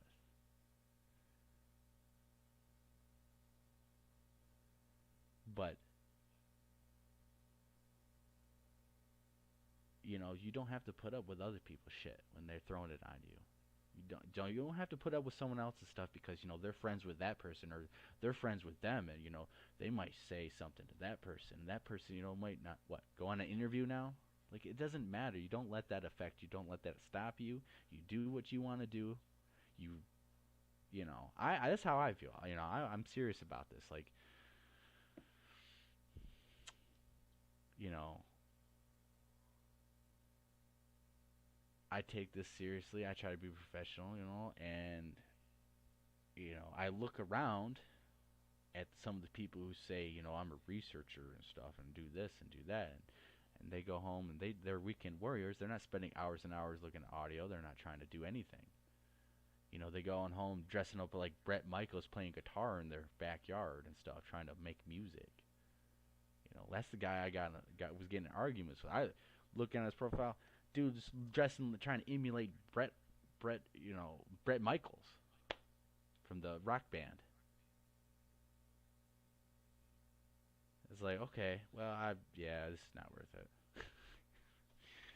You know, no one in this field matters. If you really want to look into it, you know, just do what you're doing. You know, research, you know. I can't tell anyone else to research. I might think some people what they're doing is completely bazonkers. But you know what? Honestly, you know, they can do whatever the hell they want. They're free to do with that, and I might not like it. It might affect us. It might make us look like stupid, but you know what? They can do that. But if you're hoaxing and, you know, you are bazonkers and stuff, you know, you're probably going to get called out on. And, you know, if you're like that, I don't think you really have much to, you know, defend and hold on to. And if you do, I don't think you have integrity. At least when I defend my stuff, I feel like, you know, I have something to stand on. Something I can defend, something I can show and all that. But, you know, don't worry about being liked. You know, I can be the nicest asshole you've ever met. I can be the greatest person, professional, blah, blah, blah. But you know what? It doesn't mean that I don't have a side that says, you know what? Enough's enough. You want to run your mouth? I'm going to run my mouth too. You want to do something else? Let's do something else. But you're not going to do that because that's not how things are anymore. That's why people run their mouth a little bit too much. Because back in the day, you know, and men as men, you know, you had to back that up with a physical, almost fight sometimes. Because, you know, you run your mouth, but that's just how things are when it comes down to it. And, you know, people use screenshots and I'm going to be a Karen and stuff, making a big deal about stupid shit that don't matter. Oh, you're being mean to me. You're acting like a bully. Dude, I don't like you. Because you acted like a prick from the first time we met. You had an unbiased opinion of why you don't like me. You told other people why you don't like me. And loose leaks, and, you know, since you ran your mouth to other people of why you didn't like me, on such a BS reason, they told me. It's like, okay, whatever, I'll give you a chance. I'll try to work it out. But you know what? It's in the back of your head. And some of those people, just got to tell them to F off. So, Because if you want to be serious about it, you know, if you want to be serious about this, you can't be worried about making friends and who's not gonna like you. I already expect there's people who are gonna like me. There's people who are not gonna like me. I don't care because I'm gonna continue doing what I do, the way I've been doing it, and that's just who I am. So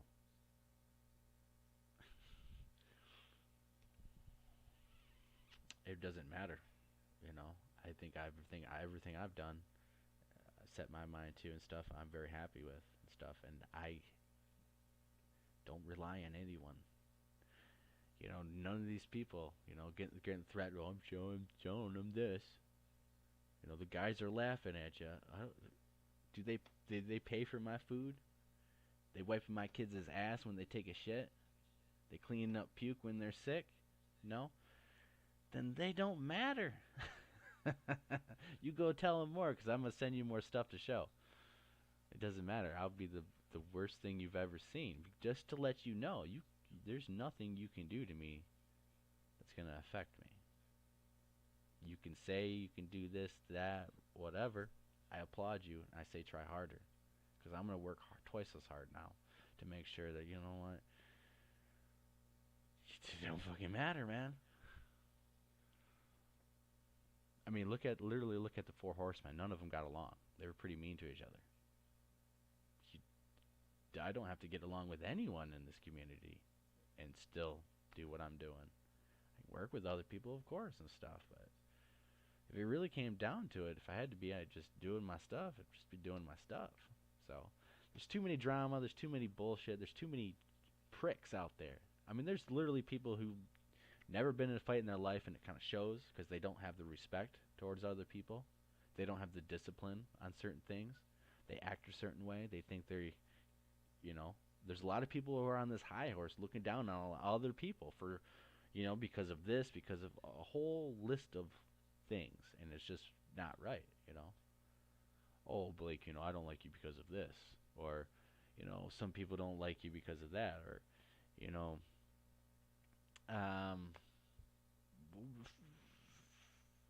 fickle, surface level stuff that obviously doesn't matter. If that's how you think, then I feel bad for you. So,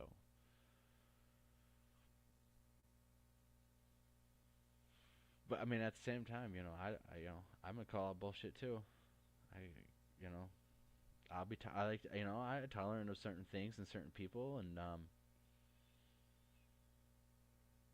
yeah, because they've never rubbed me the wrong way, But dude, if I meet you and it's like you act like that, it's like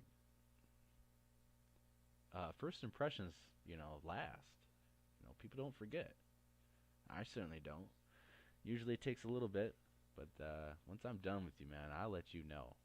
I'm not the type of guy who's like hating you, or not even hating, but disliking you, not liking you at all, and you don't know. I'm gonna let you know to your face, if possible, that I don't like you. Know that from now on.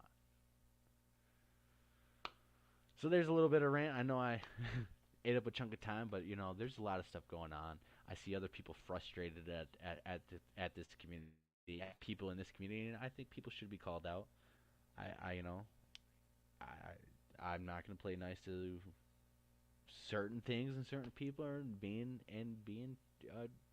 treated a certain way. I don't think other people should either.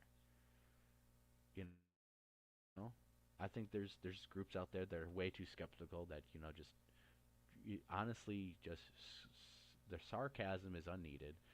They're not helping anything, and all they're doing is just alienating themselves into being hated by people, because you can be way too skeptical and critical thinking, and yet you're not taking anything seriously. And when something pops in the middle of your in your lab, you're laughing at every single thing that does. You're not going to find anything. You're no help and stuff. And some of those people are jackasses, and everyone knows that they are, because that's how they act. That's how they are. Drama queens and stuff like that. So, and some of those people are really educated. Some of those guys have amazing backgrounds and stuff. But you know what? I don't give about that, about them, about their opinion. They don't affect me. They don't affect my findings. I don't need their boot stamp rubber seal of approval to make my stuff real, to make my stuff viable.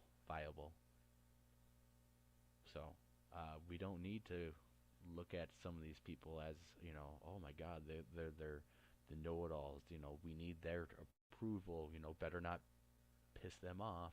Oh, better not act like this way because he's friends with these people and they can, ruin your progress and stuff. I've already been told that. Better, play ball a certain way. You should present your evidence a certain way. Don't tell me how to do what I do. You want to go out in the woods and do your stuff, you do how you want. But for me to tell me, hey, basically if you don't get play ball a certain way, these people on the top aren't going to take you seriously. Aren't going to look at your stuff, aren't going to want to come on your shows. It's like, oh, well, I don't take ultimatums or threats too well, so I'm gonna do it even harder to just piss you off, No. So there is stuff going on, and there's a lot going on in the community like that. Oh, you better play ball. Oh, I'm friends with this, or I'm friends with that person and stuff. Or one phone call, and I can make you seem like you're the biggest asshole, piece of shit, illiterate moron you've ever met because you're mean to me.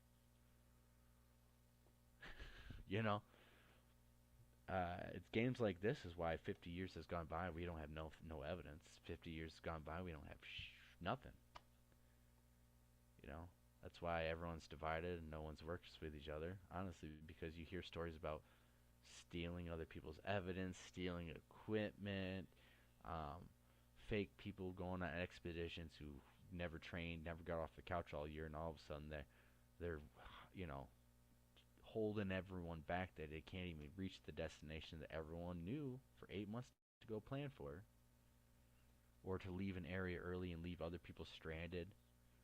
Not because you called up the pickup team to get picked up earlier, and there's other people still left in the area unknowingly not ready to get picked up, at the designated time, stuff like that. It's like, the worst thing about the community and the best thing about the community is the people. So it is frustrating and stuff. You can see Matt was frustrated and stuff with the pareidolia and the bull crap, and I'm frustrated with the people who are doing pareidolia, people who, really don't know what they're doing and don't want to know what they're doing, but yet they just continue to go out there and just post pictures and just think there's a Bigfoot in every bush, or these other researchers who, don't like you because you actually go out there and do the work and they don't, or it's been 2 years, you're in an active area, one of the most active areas ever. If you don't go out there and do the work and don't get anything, then who can you blame but yourself? I don't know, man. I don't know. So it's frustrating when people, get on other people because of this, and that. Of people getting mad at other people because they're actually out there doing stuff.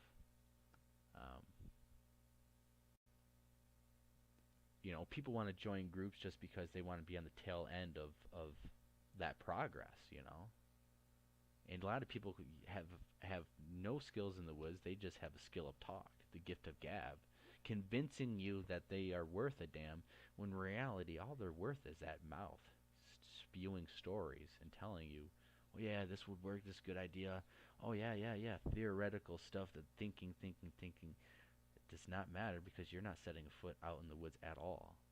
If you're thinking and thinking about ideas for 2 years, and you don't go in the woods, and you don't even go in the woods in those 2 years, none of those ideas matter. None of those, in practicality, nothing's gonna work.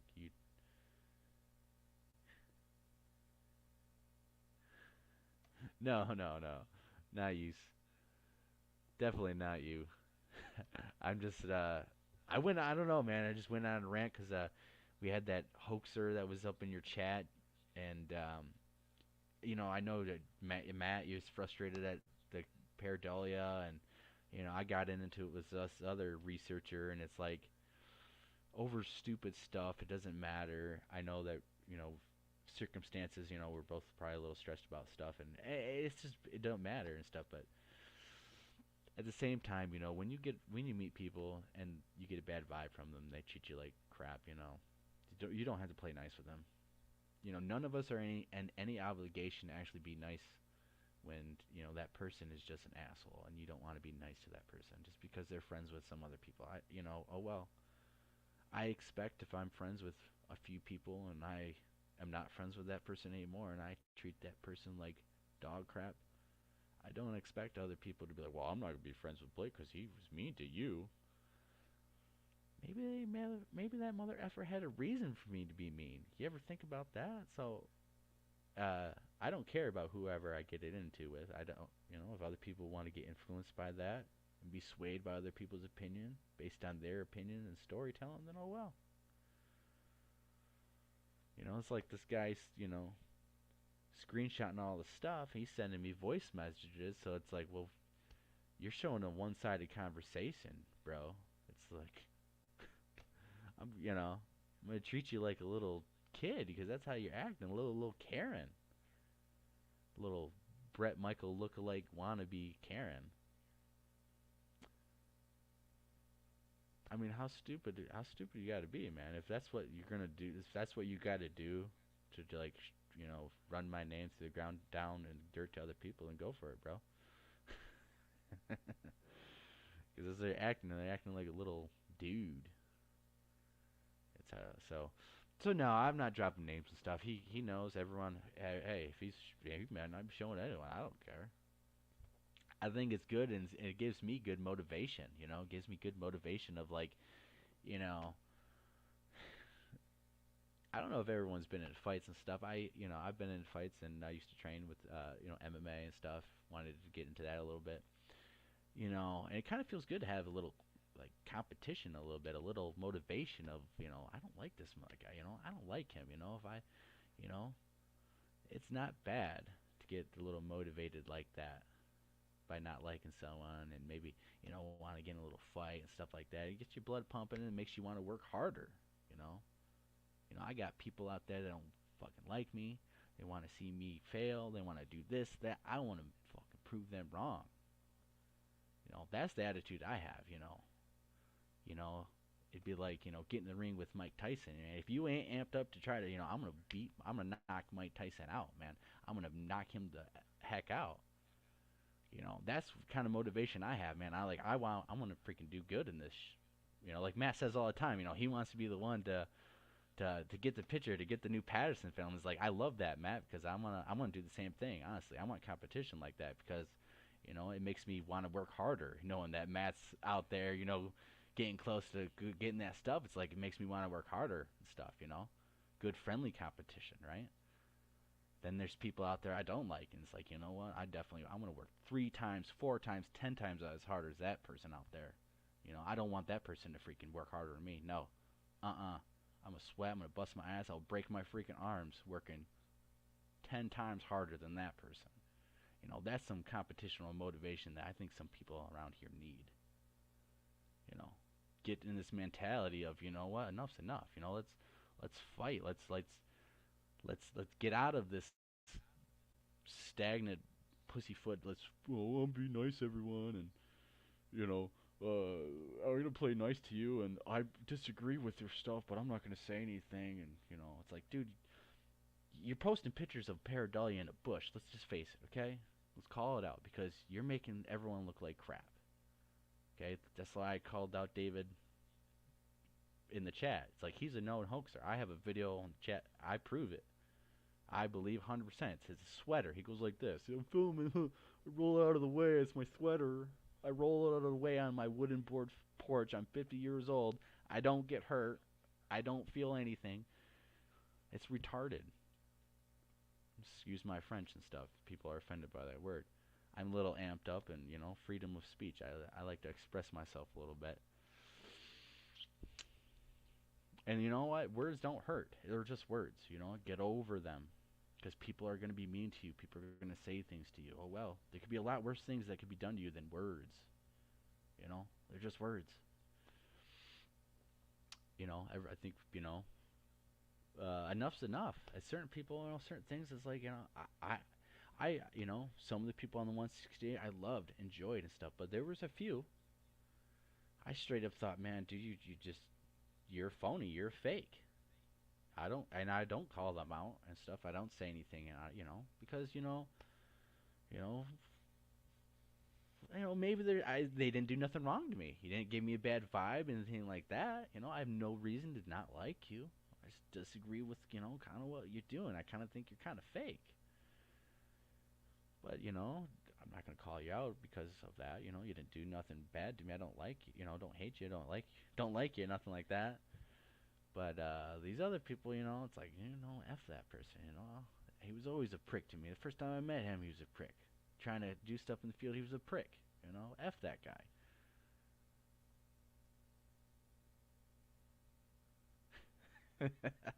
I feel like, I gotta hold back a little bit and stuff, but sometimes it's like, I don't, why? It's like, why am I holding back to, like, cause what? Because some viewers, you're gonna lose some viewers and stuff. When people aren't gonna watch my show, they're gonna be like, "Oh, there's the asshole Blake," Like, well, man, I'd rather like have my work show and just shine for me. I don't. It doesn't. Whatever. I'm not here to make friends with everyone. I'm not here to be nice with everyone. Being nice to everyone, in my experience, can lead to some shit situations for myself or for others, who do that, being with friends with people. You can be tolerant of stuff that what can drag you down. You can be tolerant of stuff that in the end, you should have put your foot down and took a stand a long time ago. Because sometimes being tolerant is not good for you. Sometimes you got to put up a fight. You got to draw that line in that sand. As enough is enough. On whatever it is. As an individual, you can put up with stuff for only so long. And I see the frustration with Matt. I'm frustrated. That's why I've been ranting for almost an hour now. Wasted basically going through this audio. Because I feel passionate about this. It's like, Matt was talking about, what he does when he's not Bigfoot and stuff. He's trying to learn to do things. He's trying to learn to expand his skill set. So when he's out in the woods, he's better be able to perform. He's not on the freaking couch watching Netflix, doing nothing. And then,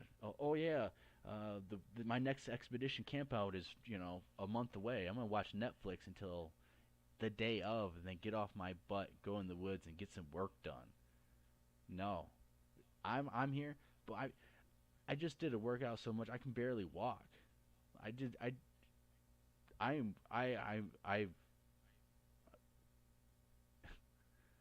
You should be putting in work. You should be doing some physical exercise and training so you don't sprain yourself and injure yourself out in the woods. You should be trying to learn new skills, how to look at spectrograms, how to look at audio, all sorts of stuff. You should be getting yourself disciplined to go out there, having yourself motivated, like, getting in a boxing ring with Mike Tyson. Like, if you got set up with Mike Tyson, you had a year to train, and you sat watching Netflix all year, and then thought, oh, I'm going to get in and put some work in. You're just fooling yourself, man.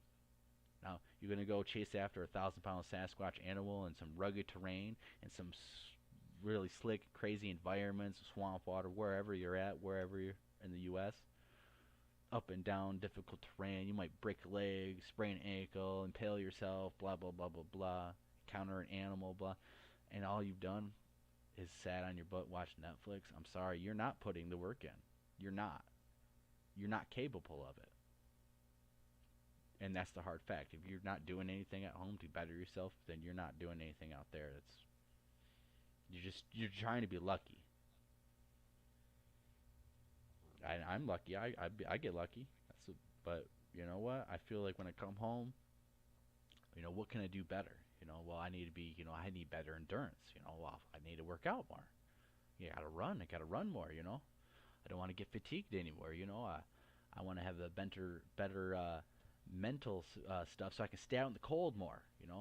I want to train mentally and stuff so I'm not, scared of the dark as much. So if I hear every sound, I'm not pissing my pants. You know, I want to get motivated, like, and like I'm about to get in a fight. So like I have, so when I'm out there, I want to do the work. I want to be motivated. I want to, prove to myself, that, I'm not wasting my freaking time doing this looking for nothing. You know how frustrating it is that, you're out there wasting your life looking for this, trying to prove this, trying to get evidence of it. I eat that up. Yes, give it to me. I'm going to throw it in that freaking fire. It's going to burn hotter. It's going to make my machine run better. I'm going to go to overdrive. I'm going to go into beast mode. Because one day I'm going to show you, mother effers, everyone who doubted, I'm going to freaking show you. And I'm going to knock you the freak out with it. That's the kind of mindset that researchers need to have. Now, oh, well, it's the weekend. I'm going to go play Sasquatch. I don't know. Maybe you're not invested in it like me. Maybe you haven't been made fun of as much as me. Maybe my own dad has laughed at me about this before. Wasting my life on this stuff.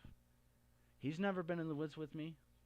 It's funny when those people say all this stuff. They don't go with you. Hey, why don't you go? Hey, we go tonight. Hey, let's go. No. Oh, you're not even physically capable of actually going off trail and going with me. So you know what? You're probably good because you're probably gonna go sprain an ankle, break your kneecap, be paralyzed for the rest of your life because you know what? You spent the whole last year on the couch watching Netflix.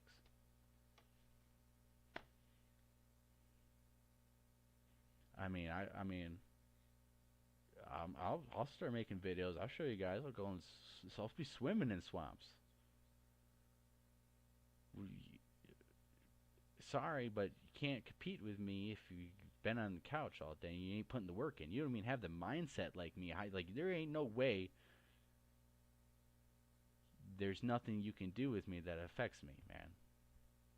That's the mindset we need to have, that, get it, when you're on an expedition,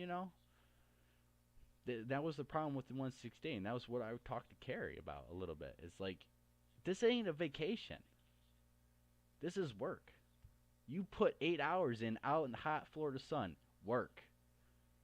Expect 8-hour shift out there looking for Sasquatch. If you are a man, get it together. Buckle up, Buttercup. You got work to do. It's not vacation. Go do that in your own state. Don't waste everyone's freaking time. And that's why, this next one, Carrie was saying, it's going to be work, it's expect to do stuff. And I liked Carrie. He was an amazing guy. I looked up to him like a boss. As a young man, anyone could have looked up as Carrie, and especially if you met him and be like, man, hopefully, when I'm that age, man, I kind of have that kind of worth ethic and that attitude, that kind of outlook on life and stuff. Very good role model for young men to look up to, honestly. The way he talked, the way he spoke, the way he acted and stuff. I'm no saint. I should treat people a little bit better. Sometimes I lose my stuff, right? But I feel at the same time, I don't have to be so tolerant sometimes to certain people. But you know what? We always try to be better, try to continue to always grow. And I love that about Carrie, That's why I started calling him boss and stuff out of respect. Like I'm gonna put work in for you. Like you are the boss, we're out there to do work, not chit chat about stupid crap, not blah blah blah.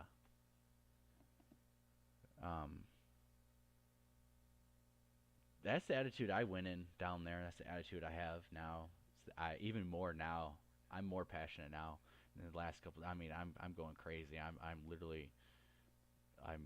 going to just accelerate everything and try to be the best version I can of myself in my life and out in the woods. And I think everyone needs to do that on a personal level, but on a research level, you got to step it up. Everyone has to step it up. I have to step it up.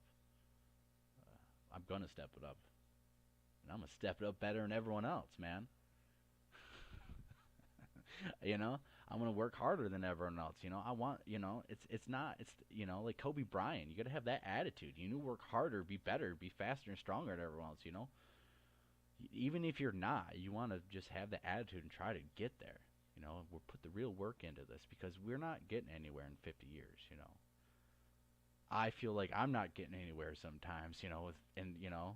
We get compliments and stuff like that, but it's like after every expedition, it's like I could have done better.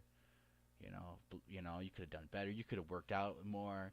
You sat on that couch watching Netflix too long, another day too long, blah blah blah, stuff like that.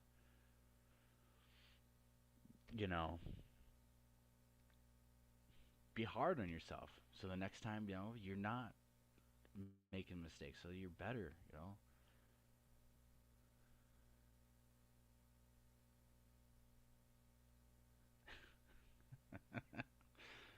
Yeah, you need it, man. You have to because people, it's not.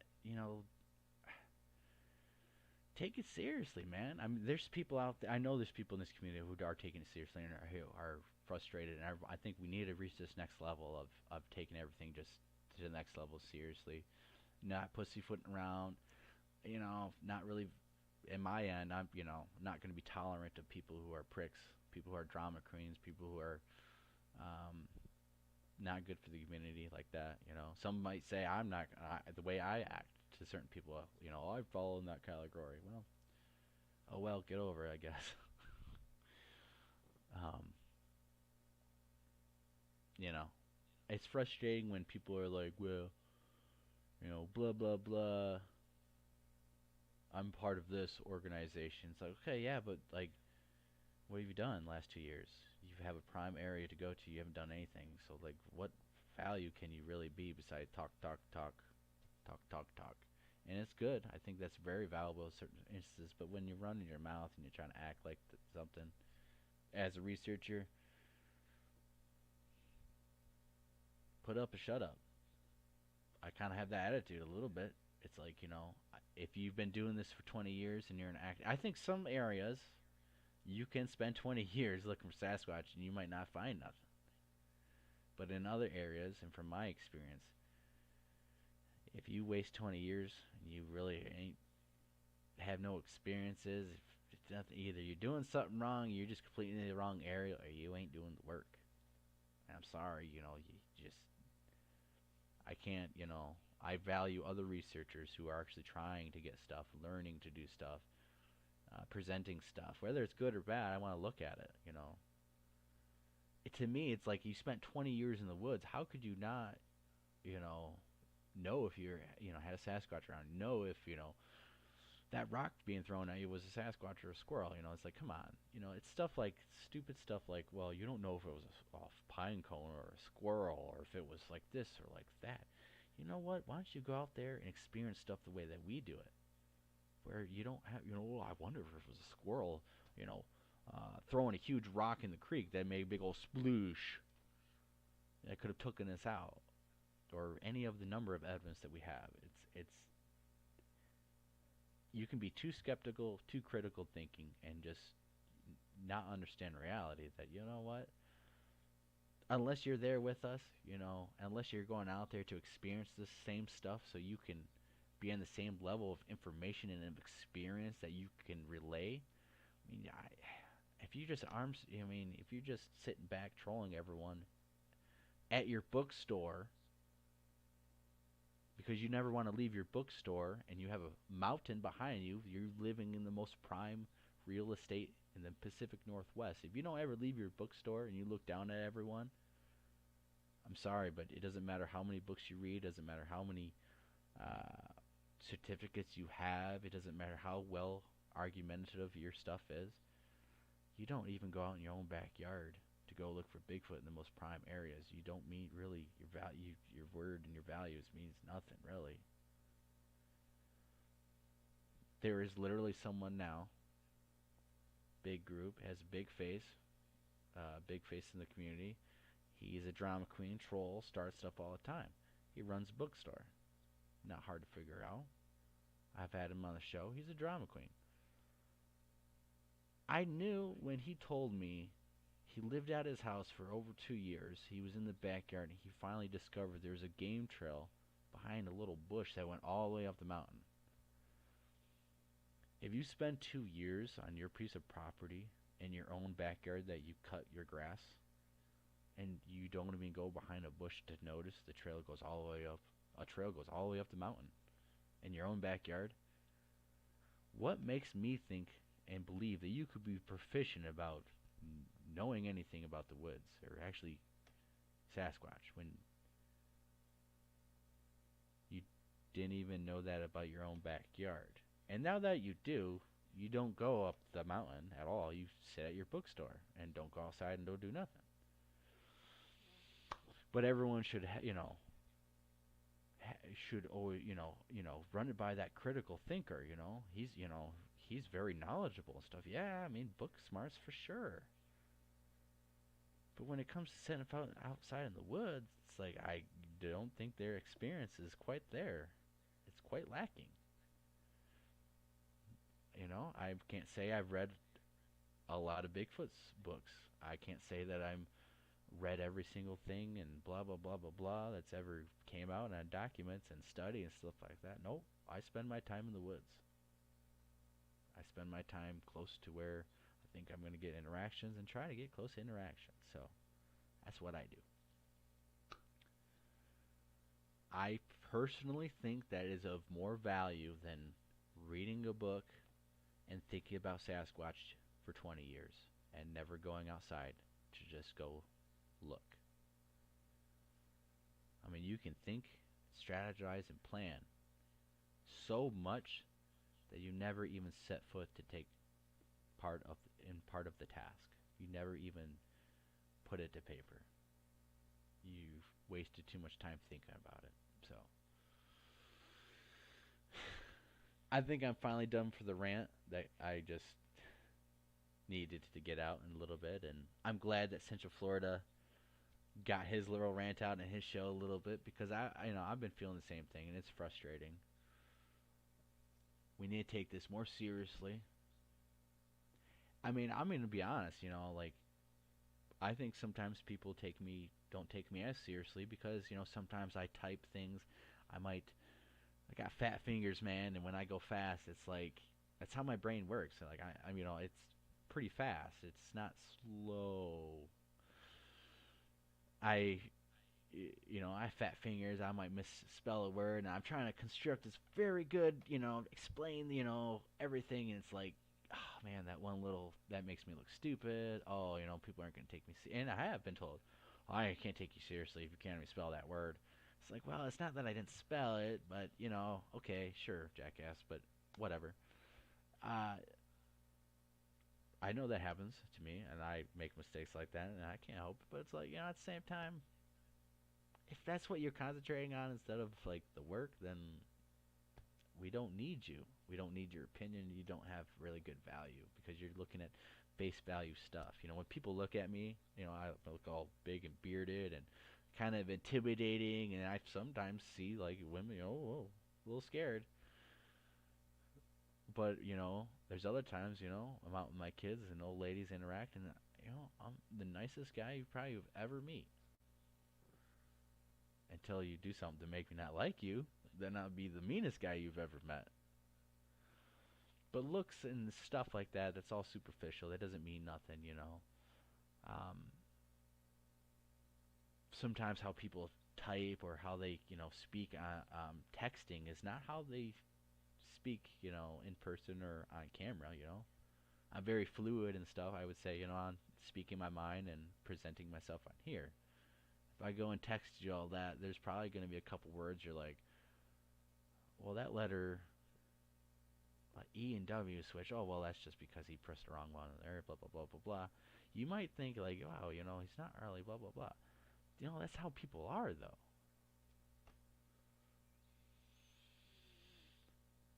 So, I think, and like the political spectrum.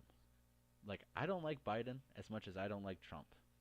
And literally people have unfriended me and will not take won't look at my research because I don't like Trump or I don't like Hillary or I don't like Biden and stuff.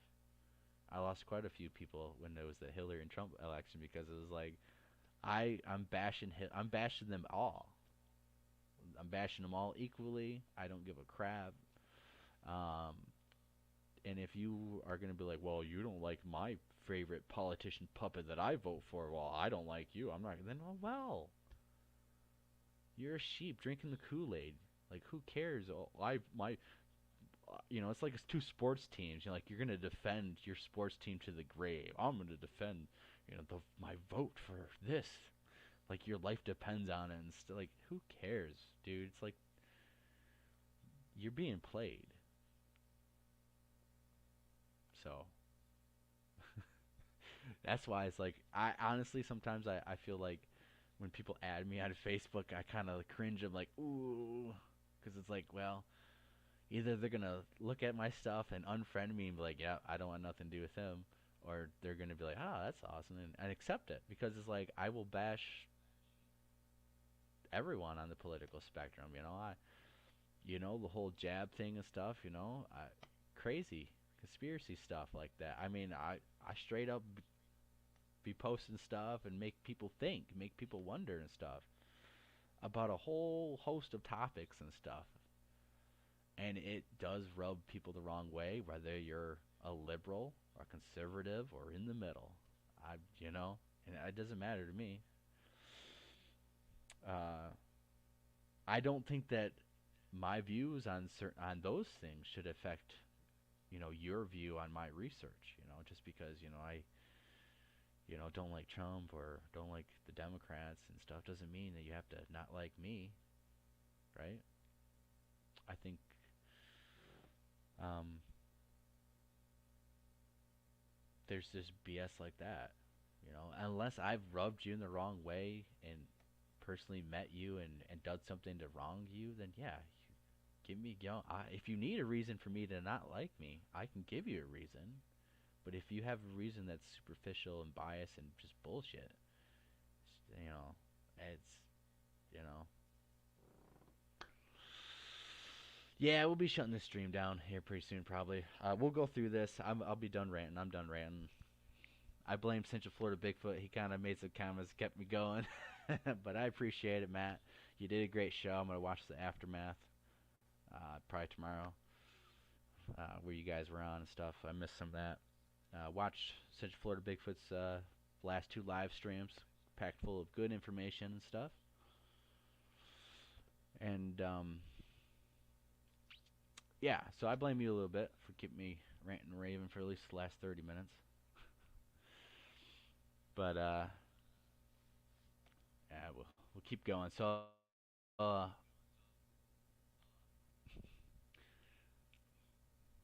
it's sometimes I think it's feel good for people to express themselves, and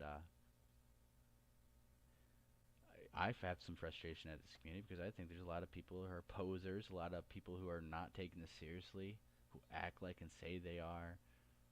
People are just trying to get rich off, trying to scam people's money. Like, I need money to research and to do this and do that, and it's like that's not true. Like, I'm straight up one of the probably the brokest researchers out there. Barely have money to like go into the research, and yet I'm able to go out into areas. I'm able to scrounge up and get stuff on my own. I mean, I'm able to have success, get evidence for you guys. Money has nothing to do with that. Money would help get more equipment and maybe, travel, but like the whole, I can't research without money is BS stuff. So I don't like asking for money. Don't donate. You don't donate here. Don't have to. I haven't even been putting any links up for you to even go to any places to give me money. So on the last live stream, so it's like don't care. So we're doing a very quick scan and stuff because these are a couple minutes and stuff. So if we zoom in, we're gonna pick up a lot more stuff. But I'm just gonna quick scan for major stuff. I'm sorry. I apologize if you guys wanted to watch more of the audio stuff, and I kind of got in my rant and raving a little bit.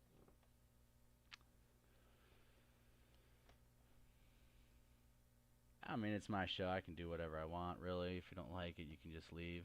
Pretty much that's how it is. I mean, I'm not trying to be mean or asshole about it, but I mean, that's just kind of like, I mean, that's just really his. This is the attitude we gotta have about certain people, about certain things. It's just like, you're not worth it, you know? Whatever you're doing is garbage. It's not worth it, you know? Some people should be called out. Brett Favre lookalikes.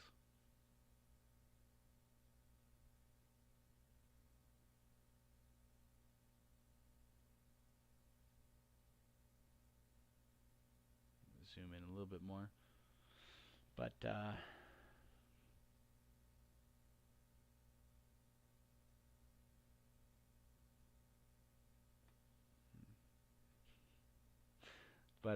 I appreciate everyone who does stick with us, who does, like me, even though I might be an a-hole. Maybe you guys didn't know that before. Maybe you know that a little bit now. But everyone could be like that, you know. Like I said, I'll be the nicest guy you ever met until you give me a reason not to be. And then maybe I'll be the meanest person you've ever met.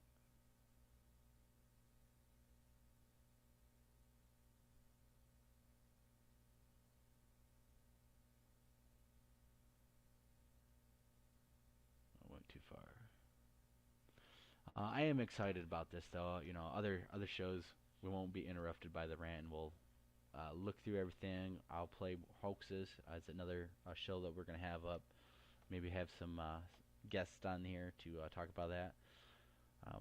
Because people need to get called out. There's too much stuff that's regurgitated and not poked and prodded enough. Not explained why it's a hoax.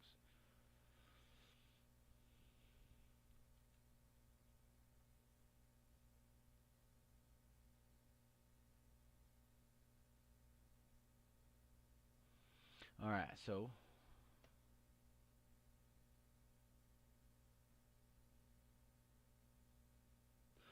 we're gonna quickly scan this. We got some something right there, a little bit.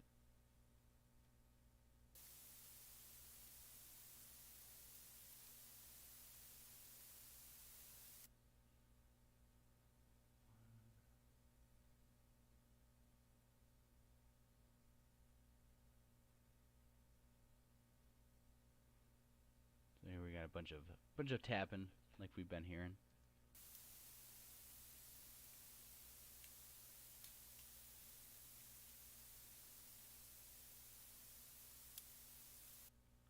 So this is part of the same recording and stuff. This is the same night. This is after the other one. Basically, this only records up to like a certain file size or whatever, and then it'll start a new file. And so it's the same night and everything. Just cut it in an hour and 30-minute chunks. But that right there, those tapping is just the continue of bugs. We heard that rodent earlier that was messing with the recorder and moving around. Nothing too significant. There was a couple sounds on the other one that was interesting. Go back. It's been a little touchy. So here we have some more of this tapping.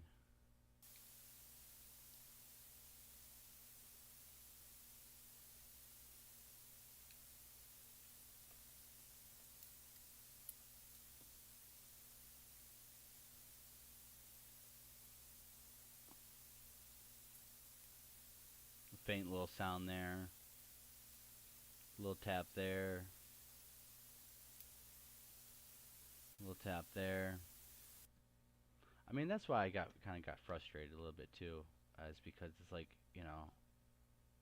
spending hours and hours and hours putting the work in doing this, and then for other people who don't spend the amount of hours that you do putting in, just like dismissing you or blah blah blah, or posting just bushes that are pictures of nothing. you know, it's frustrating.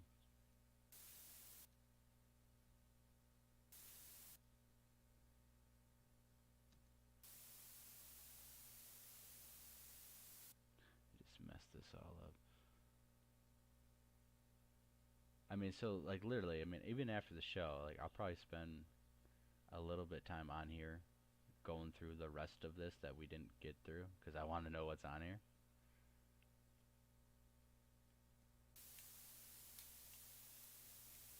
A little bit more tabs. Now those were a little heavier than the ones that we did here.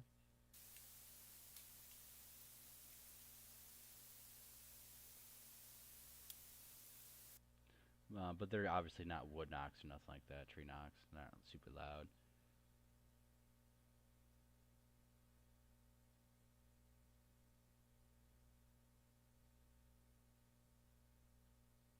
So I think this is what we were last time.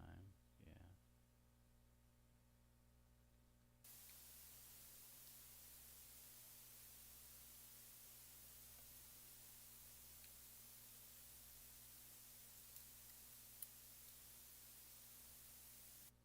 Yeah, so I would just say that's just a bug or something close to the recorder.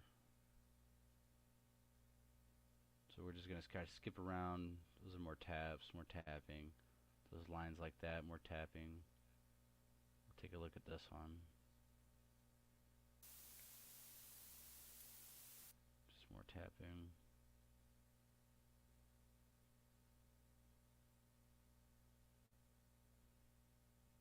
Here we got some more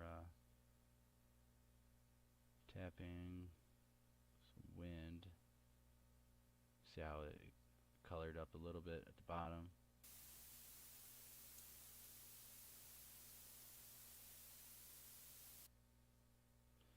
So slight breeze of some sort. Got a louder tap right there.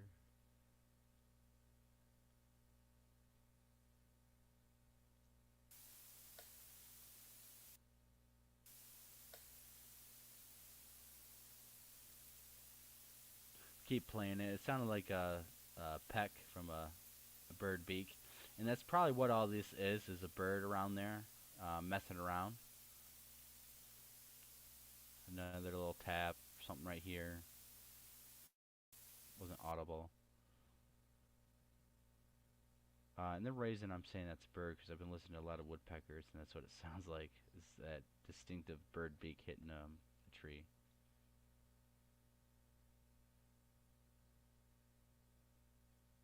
So we'll take a look at this. More taps. Yeah, so it's definitely something next to the recorder and the leaves and next to the tree. I believe this was placed in the bush next to a tree. We'll take a look.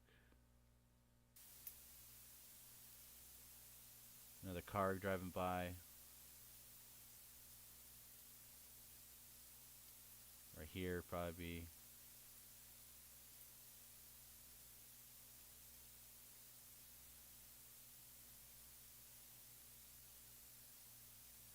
Another car driving by.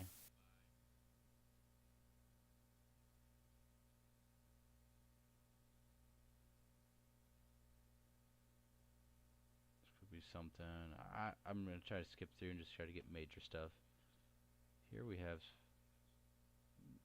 maybe something there. Maybe it's just nothing. It just looks like something. I know that's a car going by. It could be wind. Right there. Go back.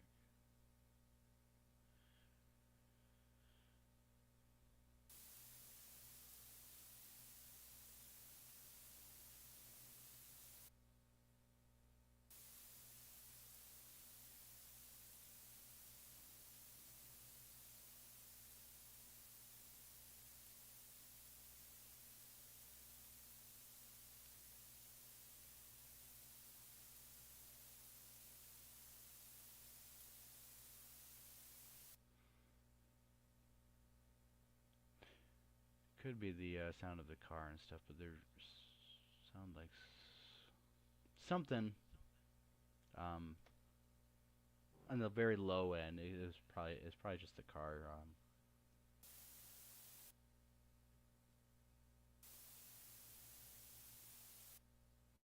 Yeah.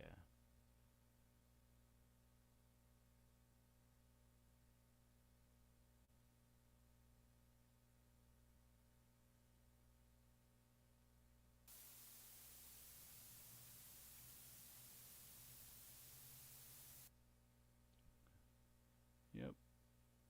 Pretty distinctive car. And it's nice to see how it looks and stuff, and we can, kind of tell.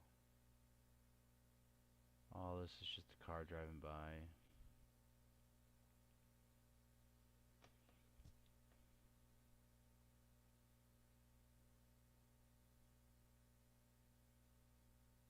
More taps. Those are kind of loud. See if and they're all pretty happening uniformly and stuff, so I'm pretty sure it's more that bird.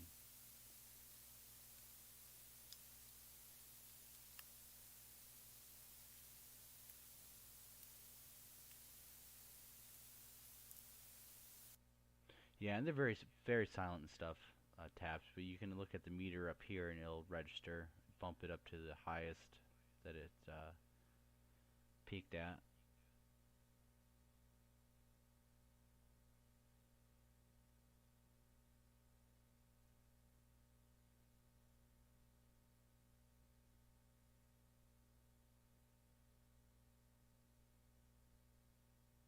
So it looks like there's more rustling and stuff that we've been hearing. Doesn't look like any vocals or anything yet.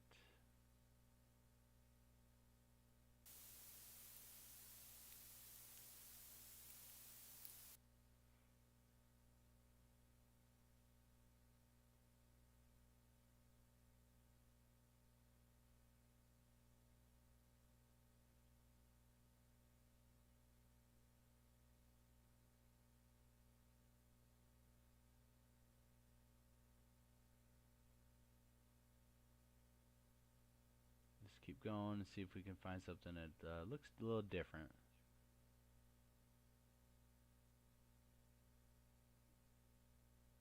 And I will be going back and listening to all these little ticks and clicks and making sure it's nothing.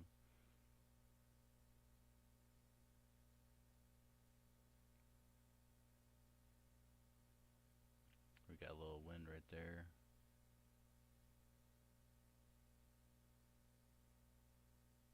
There's a car going by right there.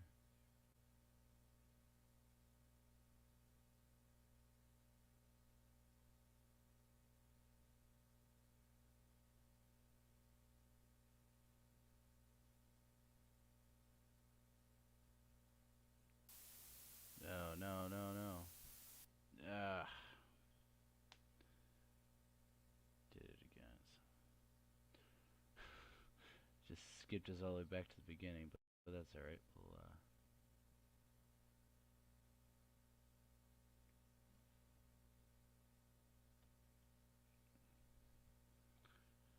We were at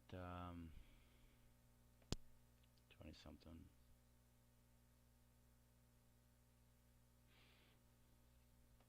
But this is literally, it's just what needs to be done, honestly.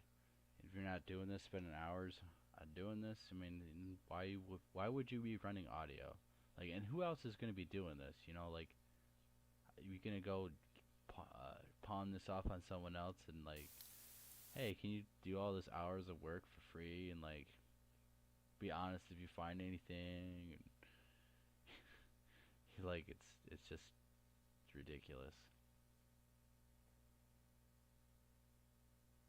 So there's, let me go back. Some slight stuff right there, it looks like. This kind of looks a little different, but there's a sequence over here we'll take a listen to. If you guys, we haven't really heard anything super loud for you guys to really hear, but I know some people could hear really good, some people might not. Leave me a comment during the live show and after the fact if you guys At different times, you know, if you guys could hear stuff at the beginning, none of the stuff besides earlier was super loud for you guys to actually register. Some of this is really low, soft sounding, so it's not you guys, it's not the volume per se on some of this right here. But when we get a really loud clip, that's when it will matter.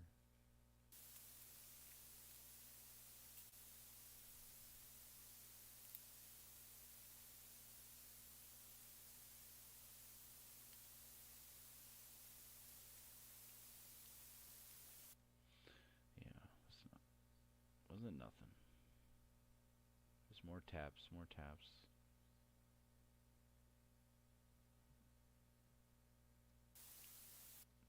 Another tap, more taps.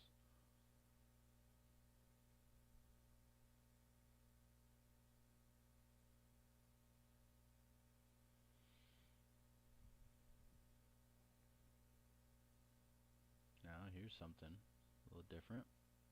I went back a little too far. Here's something right here. This is slightly. This is a tap right here, but this is already different. Maybe a vocal or something.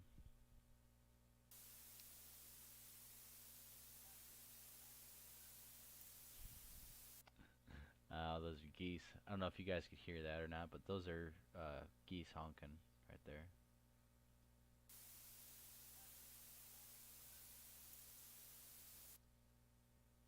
I'm about to boost this, so if this was working really good for you guys or already too loud, it's about to get a lot louder, so prepare. You have been warned.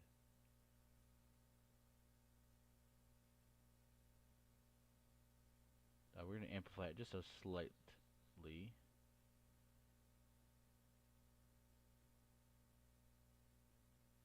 Alright, so it's going to be a lot louder now.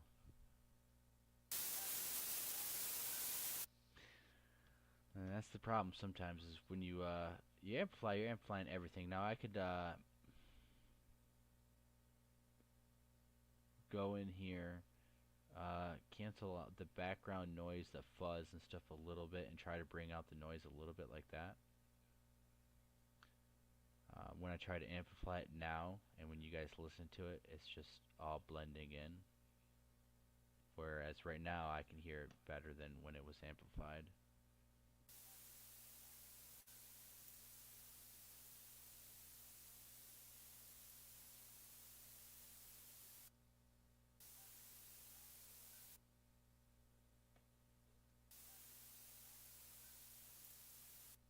But you can see that those vocals and stuff, they look different and stuff than those taps. You know, they're like a little ball. They also have a duration and stuff, so they're not just a one single line duration. The duration is a little bit longer, and the roundness means that it's extending. The height is extended to the different levels and stuff too, but.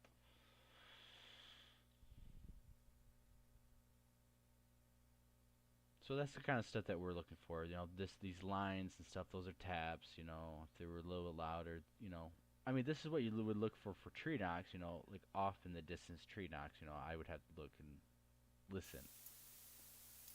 You know, to see if that's a off in the distance tree knock or if it's just a little bug tapping on the ground, flying into something. So that's why you actually have to look and listen to everything. We listen to some that sounds like a bird peck. You know, a bird pecking is going to sound different than a piece of wood smacking against another piece of wood. And then the different types of trees are going to make, you know, a little softer sounding blunt noise, a little hard knocks, and all sorts of things. So, I mean, there's a lot of kind of sounds and, like, things you got to think about, like, you know, what is the sound? Could it be just normal animal? Is it actually a tree knock, or is it something, you know, off in the distance that sounds a little bit harder, like a tree knock, like a tree on tree?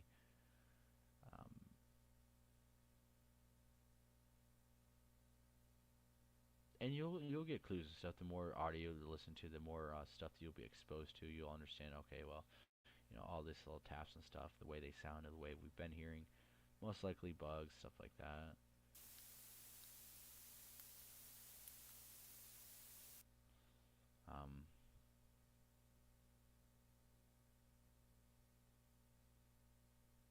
So we already kind of know what we're trying to look for and what we've kind of been like, oh, this is kind of really not much we're interested in as a show point to show you guys, but it is something I have to go through. And that's why I get frustrated. I think that's why other people are frustrated who are doing the work, because it's like, we're putting hours and hours, hours and hours into this. We're getting practically nothing out of it. We're doing this out of passion, and we're doing this out of just because we want to and stuff.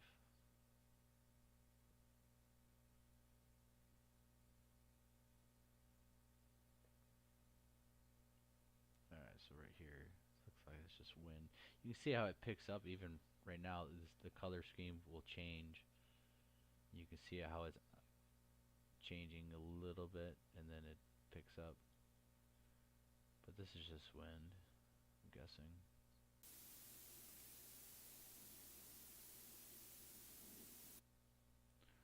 Wind or a plane going by, I guess.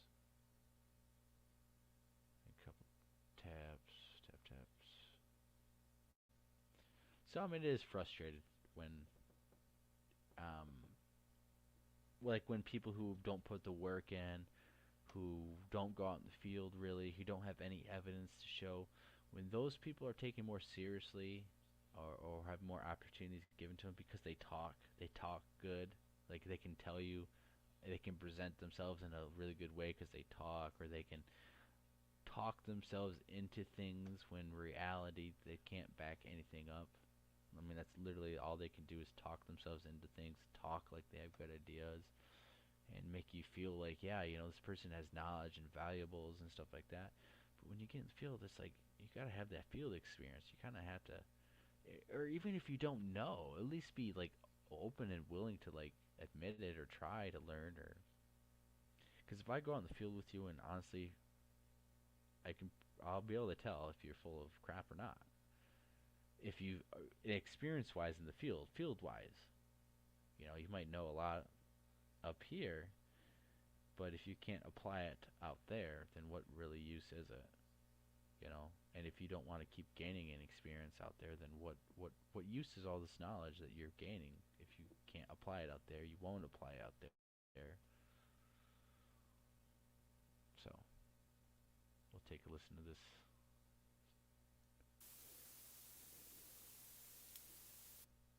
Another just small tap. And I think people find out the hard way when they someone talks to good games, like, yeah, invite me on the expedition. I'll put the work in. I'll do really good. I have this experience. I've had this happens, and they show up, and it's just like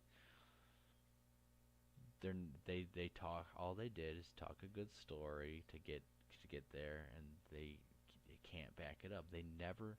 And it's just like, why would that person even subject themselves to be put in a situation like that when they fully well knew they were not capable of delivering what their mouth sold you? Like, did they just magically think like, oh yeah, I'm just going to sprout wings and fly and it's all magically going to work without putting any work in?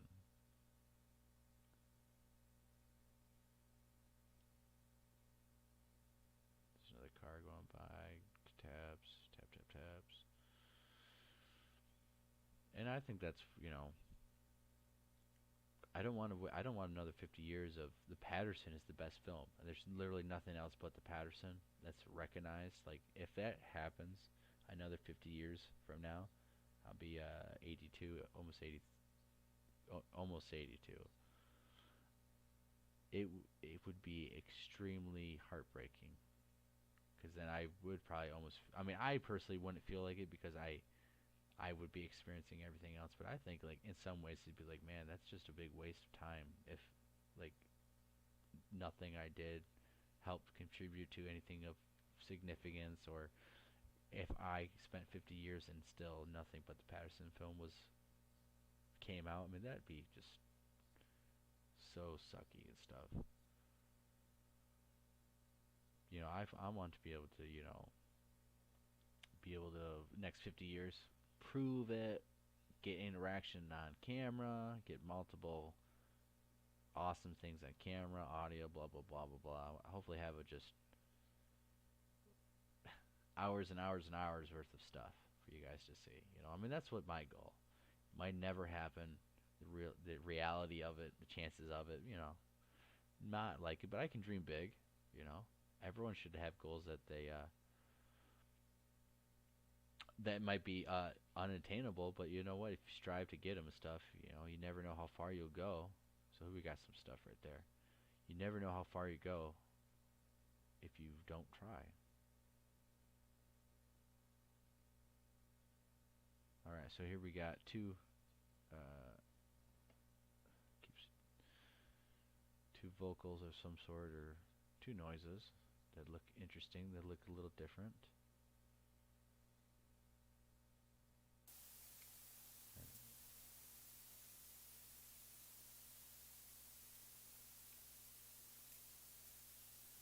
Okay, so they're just taps, very small taps. I thought they might be audio or vocals.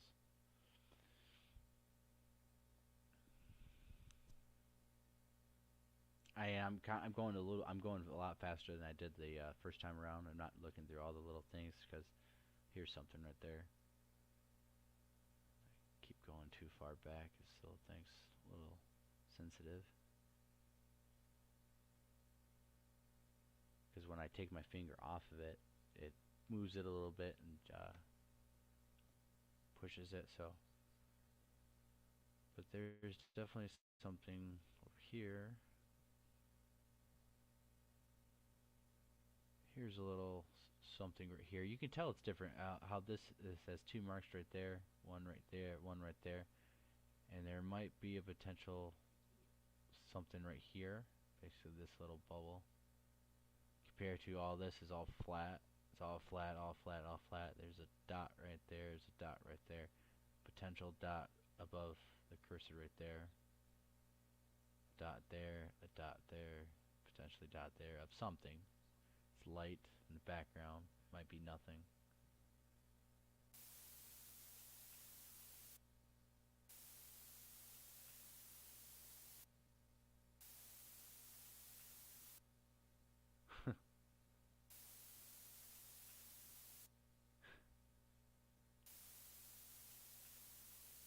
Alright, there's definitely something there.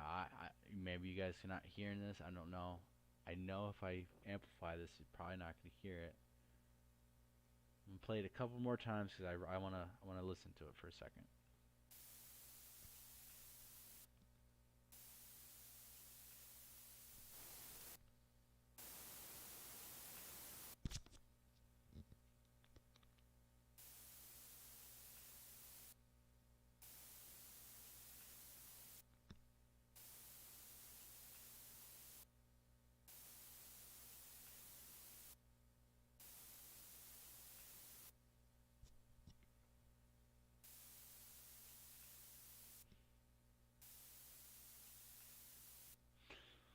I don't know if you guys can hear that or not, but on my end with my boosted headphones,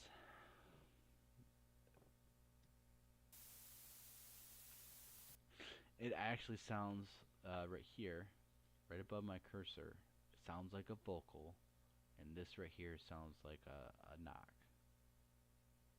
And it's super faint.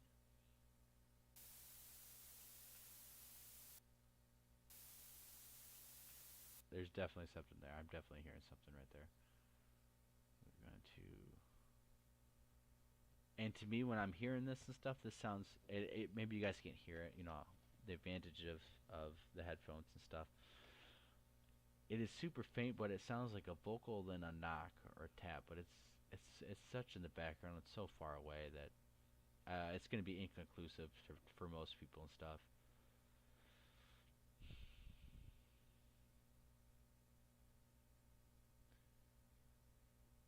I will try to amplify it real quick. I think it's going to probably be too mushed up in the background. I'll have to mess around a little bit more.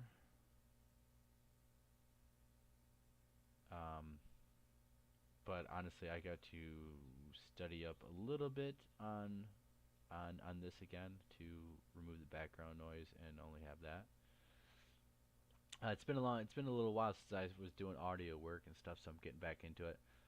Updated this, so we're going to gotta kind of rehash on a little bit of things and how to work this again, so we can look through the backgrounds and hopefully bring this out and use this. Because I know that there is a vocal there and there's a knock.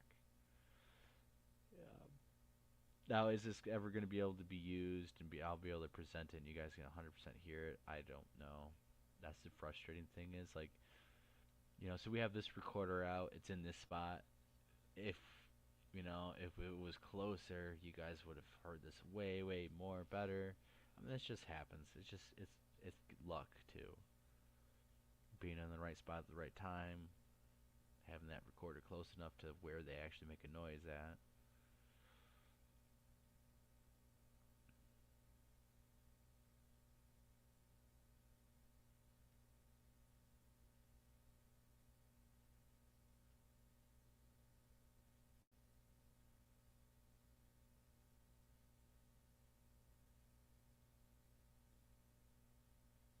Alright, so I'm going to play this. Might be a little loud and stuff, so be prepared. It's going to be amplified.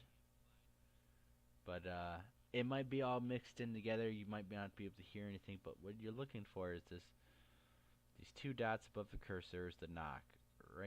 Right around here, above the cursor, there's actual call. There's a call, knock. There's a call, knock. It's really faint. Might be hard to hear. We'll see how this works. I know I can hear it.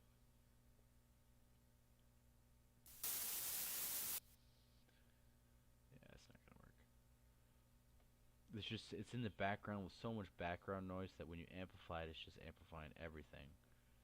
So hopefully I'll be able to isolate that and bring it out without the background noise.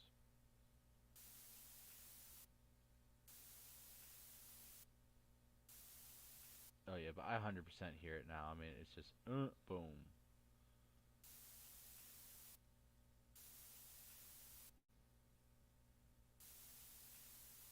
You can hear. Watch this.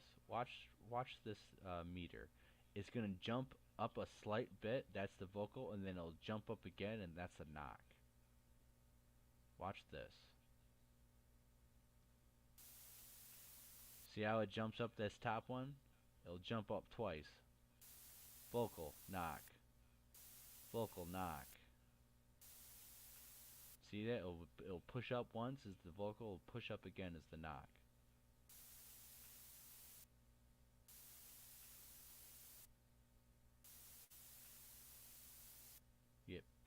It gets bumped up once and then it bumped up again because it's pushing up a little bit and then it'll bump up once, bump up twice. That's registering the knock and the vocal.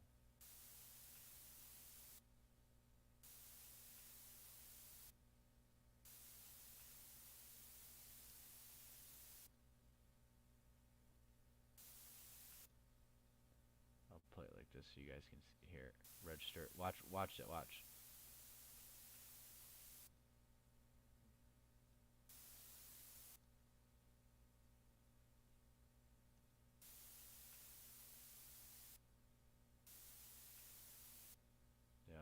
It'll pick it up. So you can see that it actually does pick up something, that is something actually there. And if you guys can see it, there is the knock there that it gets registered, and there is a little thing. And I mean, you can tell this is all kind of clear. And when you look at this is slightly brighter than everything else. And that's what you're looking for. It's really hard to tell, but it's in the background. You could easily overlook that if you weren't paying attention. And that's why sometimes we double, triple, and quadruple track the spectrogram, going through everything and make sure we find everything.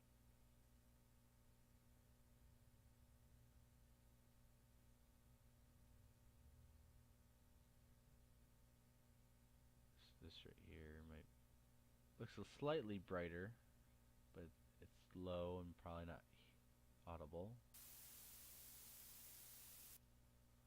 No. Could be nothing. Maybe I'm just, thinking that there's something there. There's nothing there. Might as well check it.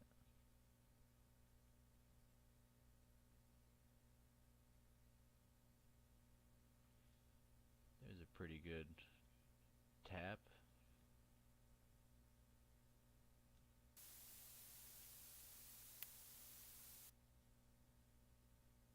Just a tap next to the recorder. Sounds like a bug. Sounds like a bug landing or something. One of those taps.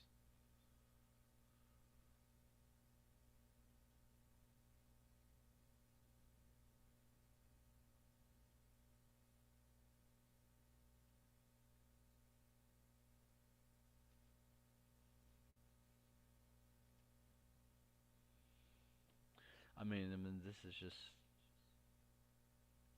how it is. It's not like you're guaranteed to get stuff every single time. I mean, most of the time I've spent hours, got nothing, hours, and it's just like, man, it really does sometimes feels like you're wasting your time just you go through all this audio. It's just like you're just trying to find like a little 1 second stuff, and it's like some of the stuff we found today. It's like it's really gonna be hard to use to bring that out to be usable. Um, I know, like, I can hear it. I think if I send it to certain people, they're like, yeah, I can hear it. It's there's something there, and it sounds weird, but it's just not workable though, and that's frustrating too. It's like, man, if the recorder was in the other spot, maybe we would have got it, and that is frustrating, kicking myself in the foot. But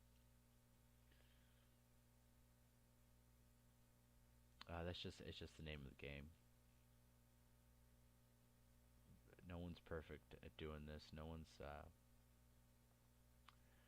an expert, but you know what? I think there's a lot more people striving to be better than other people and putting work in. And there's definitely people I look up to and would value, or their opinions more based on what I think of them. But of course, they rubbed me the wrong way and was a big prick and drama queen, all that. My view could change on them drastically. So this, oh, let's go back. But that looks a little something different. Could be nothing. Could be something. But you can tell it's slightly different. It's duration-wise, and the range is a little bit what we're looking for. Could be a little something right here too. It's a little puff of pink right there. It's just a little bit brighter, but let's take a listen.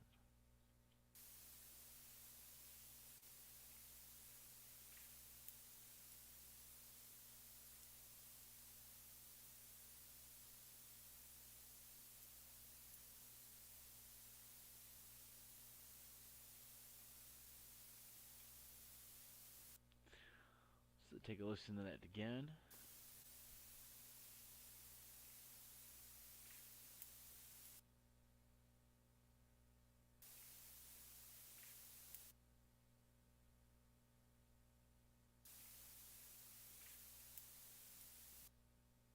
Yeah, definitely something there. I think that's a bird.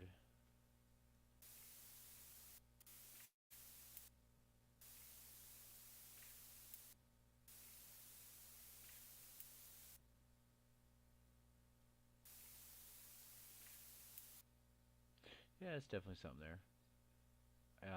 That might be. See, I'm trying to figure it out. It's the way I try to figure it out is I try to recognize that if I've heard that sound in the woods and what that sound from what I recognize is, like, oh yeah, I've heard that sound before. I think it's a bird, or I think it's this, and this, because I'm trying to remember where I've heard that woods or sound in the woods before at. So, um, that's what I'm trying to do and recognize and stuff. Is like, where have I heard that at? Have I heard that in the woods? Oh yeah, that sounds like a bird. Oh yeah, that's kind of sounds like uh, when the bird is doing this or stuff like that. So it's kind of hard for me to just like explain to you why I'm like, oh yeah, it's a car. It's like I'm already registering, like that's what I hear. That's what I recognize and stuff. Um, I don't know. It's kind of maybe a little hard to explain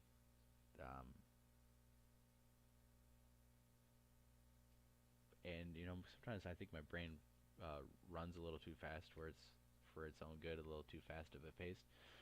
So like I'll like instantly register something and I'll shut it off, and you guys are like, "What was it? What was it?" Um, like the car thing, stuff like that.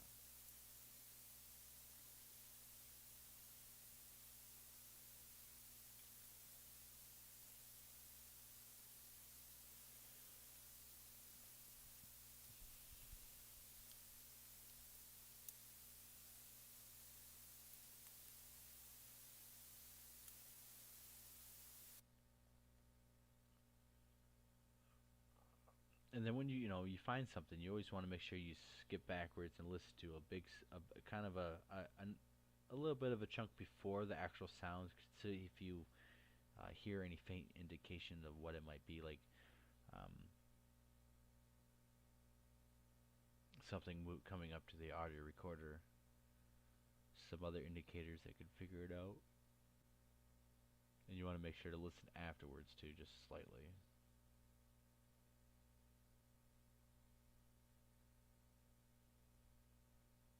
So some tapping noises, and then maybe another tap, but it sounds like it looks a little different. More taps.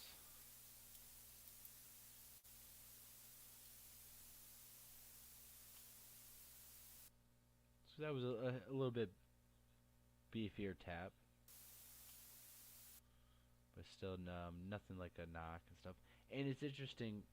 I wish you guys could hear exactly how I'm able to hear this. These tapping noises sound different to compare to like when I said, "Oh, this sounds like a vocal and a knock." A tap sounds different than the knock, and even though the knock is farther away, it sounds more dense. It sounds like an actual thud. These taps sound like tapping. That doesn't sound like a thud sound with power behind it. So that's kind of another thing I'm listening to, is like the density of the knocks and stuff like that. To be able to determine is this like a tapping sound close to the recorder, or is this sound like a tree knock that's further away from the recorder? Like, otherwise people are like, oh yeah, look how many knocks that guy got. 1, 2, 3, 4, 5, and they're all like tapping. See, look, tap, yeah, tap, tap, tap, tap.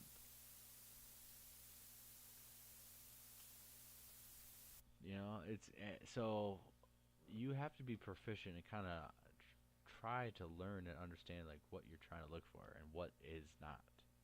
And don't fool yourself like, oh yeah, these are 100% Bigfoot knocks. Or just like the stuff I kind of set aside for later. I'm not saying they're Sasquatch at all. The one sounds like there's a vocal, a knock, but it's not. I'm not saying it's Sasquatch, nothing like that. We gotta further go look into it. I gotta try to bring it out a little bit more. Hopefully, that will help. But I mean, in the end, we really don't know what made that sound, and it's not like it's super loud and definitive to be like, oh yeah, definitely that was 100% undeniable, freaking vocal and a knock. It's farther away. It's always going to have the apprehension.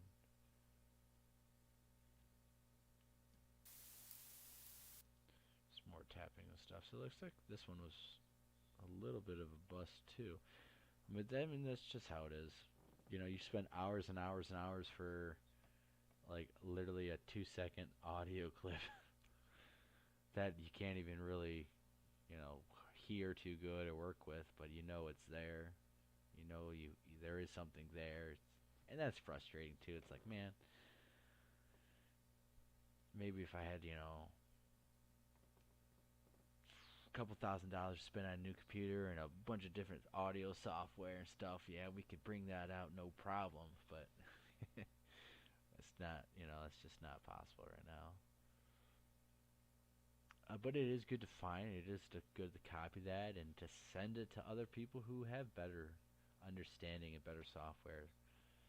So this little dot right here is kind of what we're looking for and stuff. So little different things like that, but it might be part of this tapping noise. But see how it's lit up right there and only at that little dot and not the whole thing. So it could be two different sounds, but it's not loud, nothing like that.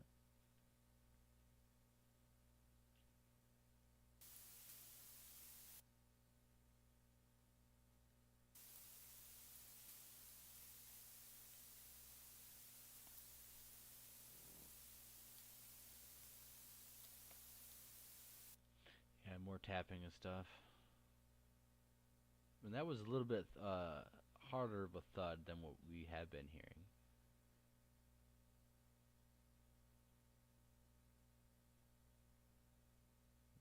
Skip that.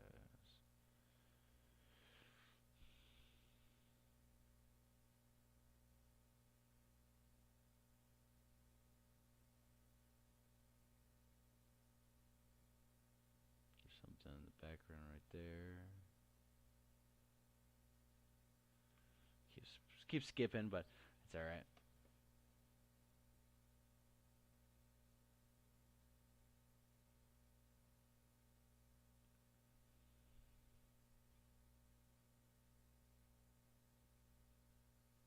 And different animals, go have different wavelengths, and you can only go so high and can only go so low. So you can find stuff and have indicators of like, well, maybe it's not this because it only goes up to this range and stuff like that.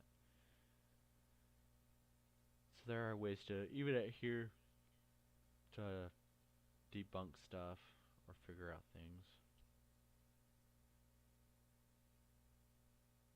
Right there, that looked pretty good. A little bit denser knocks.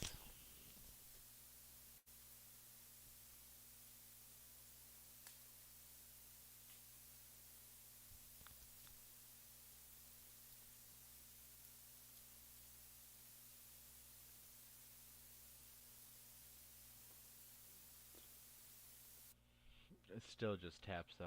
Again, it's just a bird, I believe, or some other type of critter, but it's just the same tap tap, and it's all relatively the same. Same time frame and all things. So it's just a couple seconds apart, a couple minutes apart. It's it's just the tapping of a bird, the bugs flying around, hitting stuff.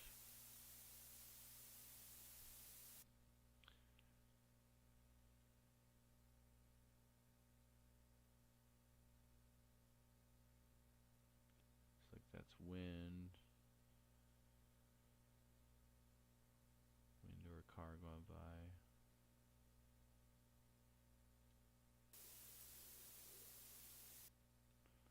It's wind.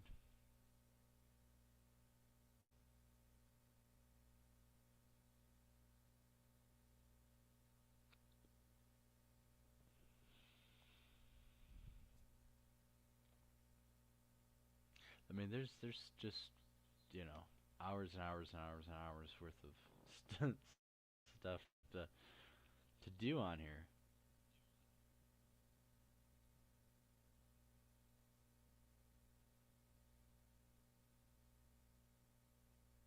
And and we're not going through every little click. I mean, I'm pretty sure that this is all just the same little crap that we had been listening to, but in reality, I need to check every single sound because they might not be all the same sound. It could be something off in the distance. It could be something more interesting than just a little tap, which that was. So not only do it, it's taken about roughly 20 minutes. We're almost just about done with this one. The other one took, let's look at this real quick. Oh, too far. Took us about an hour to go through it, looking at more of the little stuff than we have been. Which is about right. Give or take. These are only an hour and a half though too, so I got one that didn't load up properly for some reason. It was a 6.5 hour one. Got 11-hour ones, got 24-hour ones, so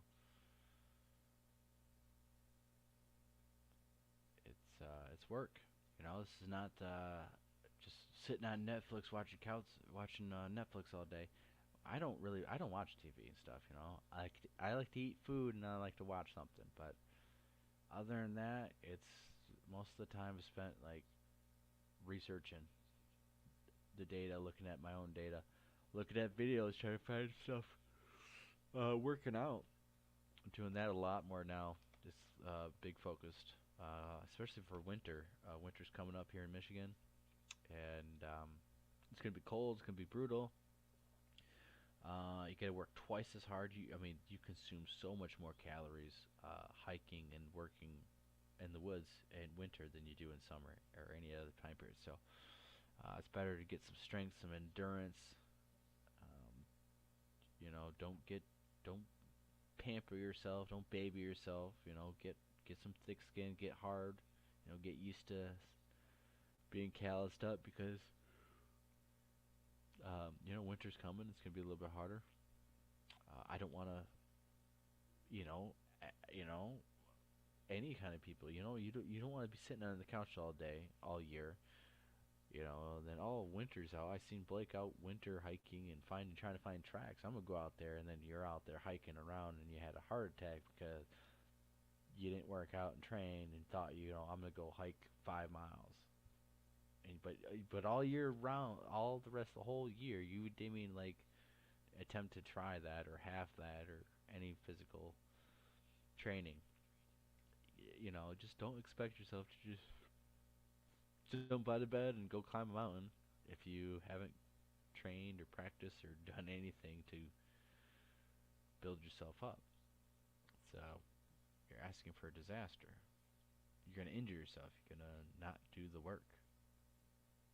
You're gonna make excuses about being lazy, about I can't do it. You're just gonna hold other people back, and then hold a spot that should have been open for someone else to come and do the work.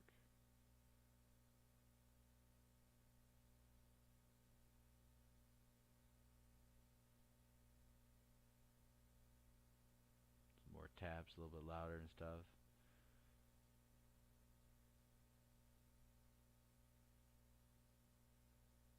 Same old, same old. Ooh, that's something interesting. See it clearly different. Yeah. So let's take a listen.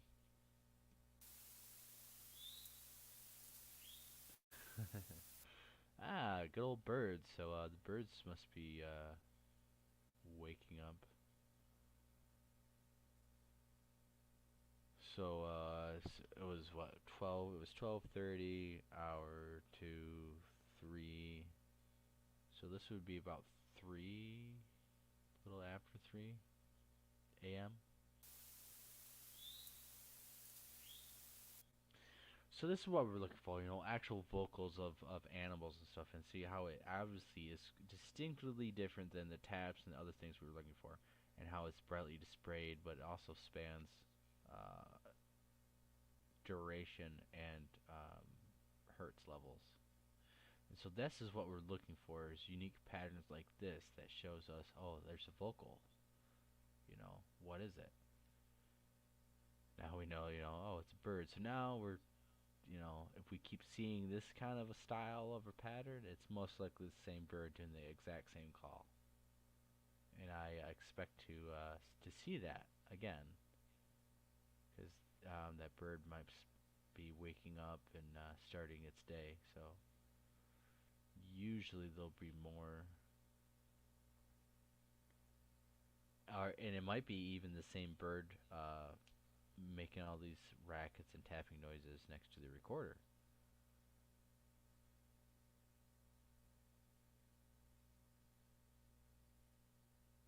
And so that's what we're looking for. That's how you can clearly see, oh yeah, there's a vocal, it's loud, it looks like it's going to be good.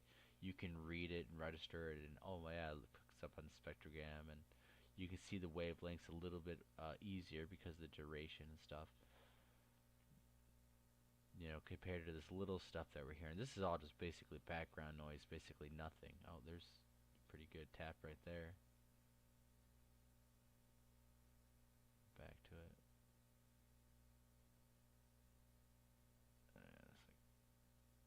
lightning striking down a little bit. It's pretty cool. It reminds me of.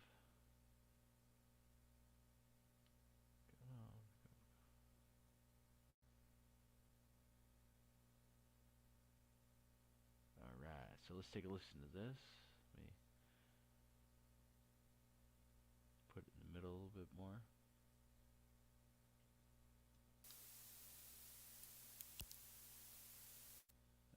Something actually touched the recorder. Probably that bird.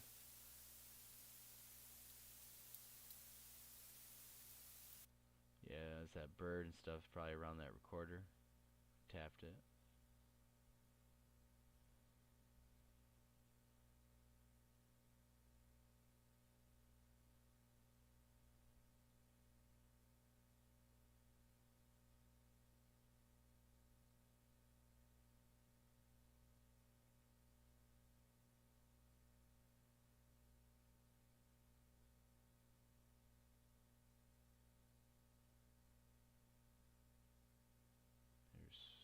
There was something. A little faint something right here.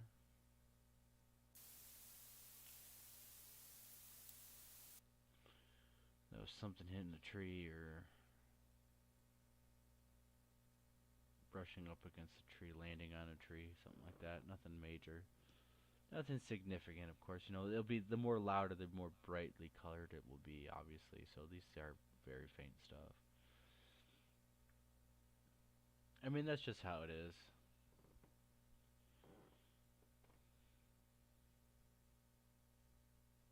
So I'm glad I was able to take you guys, and I know that you know, at times the live chat was going up and down with people and stuff because you know, it's not like this is glamorous and stuff, you know, but this is the real work. This is what happens behind the scenes when we look at audio and stuff. This just is one step, you know, very fast, going through stuff and looking at the major things. That's one step. You can look at the smaller stuff. You have to listen to everything. And then when you find stuff, then you have to cut it up. Then you have to work at it. And then if you know, if you have to enhance it, if you have to try to pick it out of the background, there's a whole lot more that goes into producing and something to get out of this whole thing. So I'm glad I was able to take you and do this with you guys together as a group, and as you guys can like kind of see like what we're kind of looking for. We didn't have really good examples of a lot of like animal vocals on here. That bird was a good one that we just seen. There's a little bit of something going on right there. See all this black, this I'm not sure what that is. Right here. See that black right there? That's different. That's not what we have been seeing.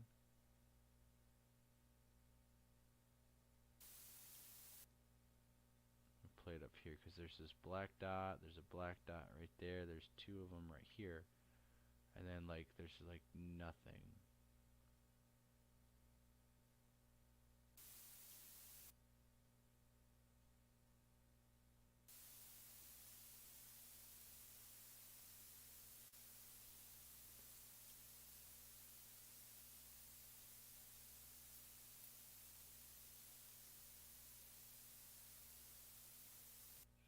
Didn't really hear much, but I do those taps and stuff. I think it's that bird around there still. So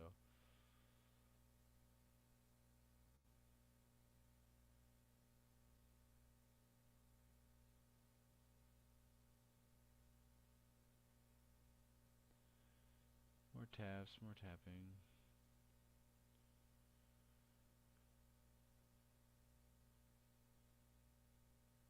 Pretty loud tap, loud knocks. Looks like wind.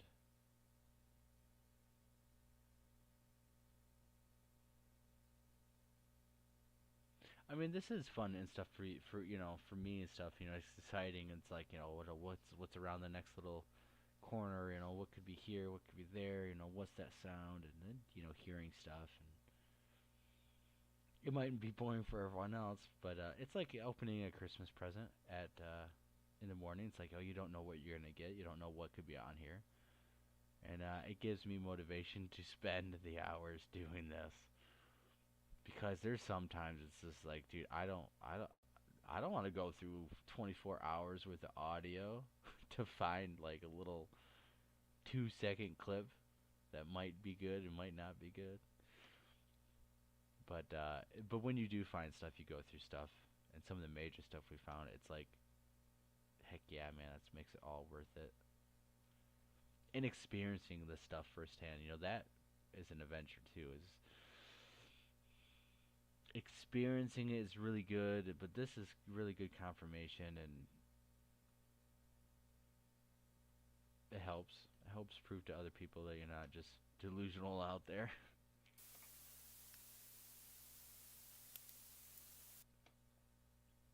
Because people are experiencing stuff. Now, there are delusional people in the Sasquatch community, 100%. 110%. People going out there LARPing and stuff, acting like everything's Bigfoot when it's nothing. So, about done with here. I'm actually going to show you some interesting audio, since once again, the last little people to make it to the end of the stream usually are in for special treats, because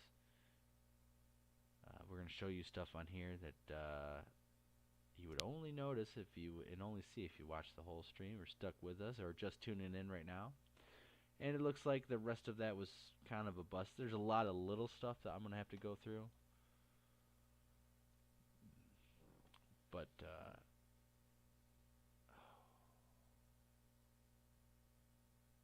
I don't know. It's not up here. I gotta load it real quick. I don't know if I'm gonna be able to do this, but we'll do it real quick. We'll see.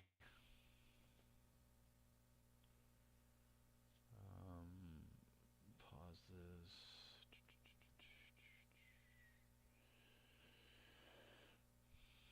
I don't even know where. I don't really know where that one noise I want to show you guys is at, but and I got all these files named funny different names and stuff. Anyone came on here to try to steal stuff and be like, I don't know what anything's named. Everything's everything's so uniquely named that no one ever is gonna be able to go on here and be like, yeah, this is where this is at. This is where that's at. It's like, nope. I have a very unique way of labeling things. Right here,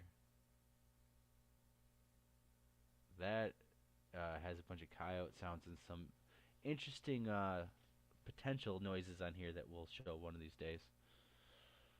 I'm not finding.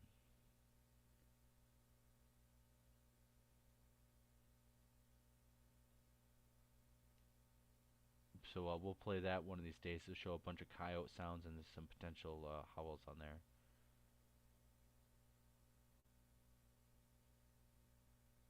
I thought it was just.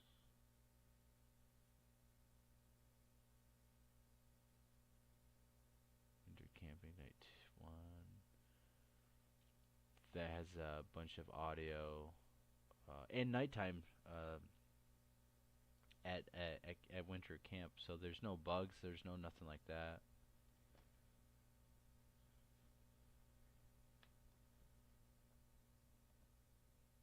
But where is it? Might be in here. But I'm pretty much done with the stream stuff. So we got through half of what I really wanted to show. I know I spent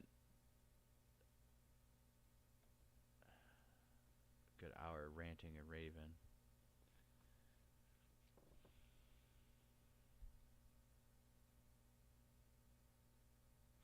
I don't know where the other one is, but we're gonna do this one.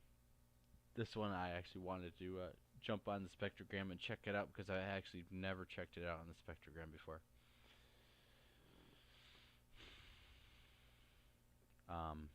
I want to, because I'm interested in it. It's really interesting, actually. And this is oh, I hope this is the right one. Yeah, this should be the one I'm thinking of.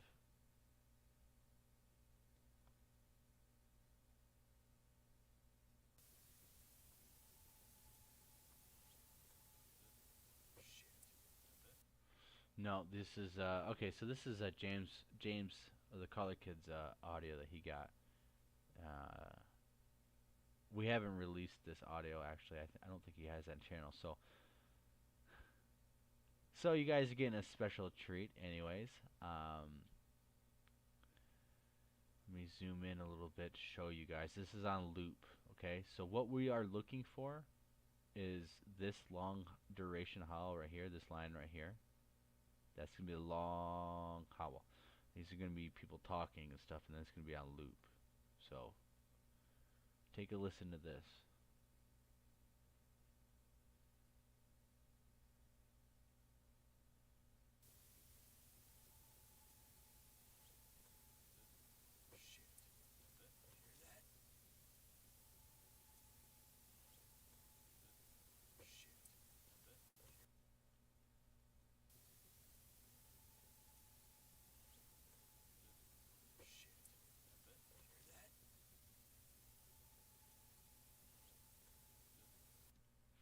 Alright, so there's a little howl, and never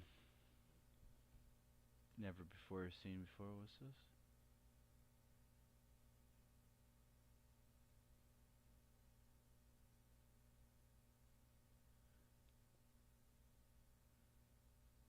Kevin Doble says, awfully silly to hand wave, dismiss, and say what people may or may not be experiencing in the forest. Sure, there's some goofs out there, but I think it takes a bigger one to dismiss everyone, because why? Because why? There's literally people role-playing out there. There's literally people who take pictures of bushes and claim Bigfoot.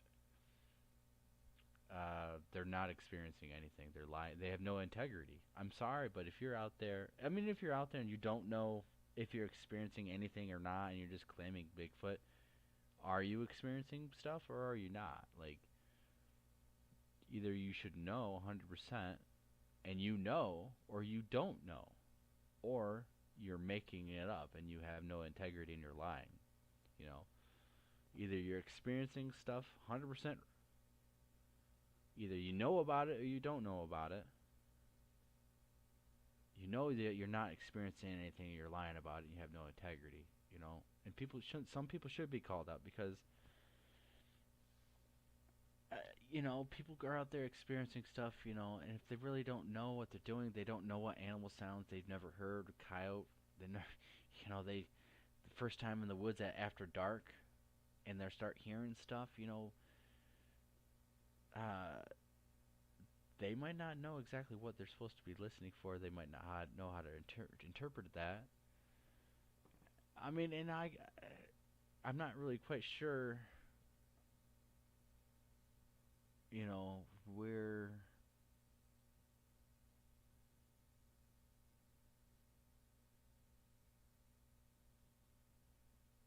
you know, it takes a bigger one to dismiss everyone, because why? You know, that why part is because we need to stop. We, as Bigfoot researchers and as the community, we need to go to the next level of not accepting fairy tales.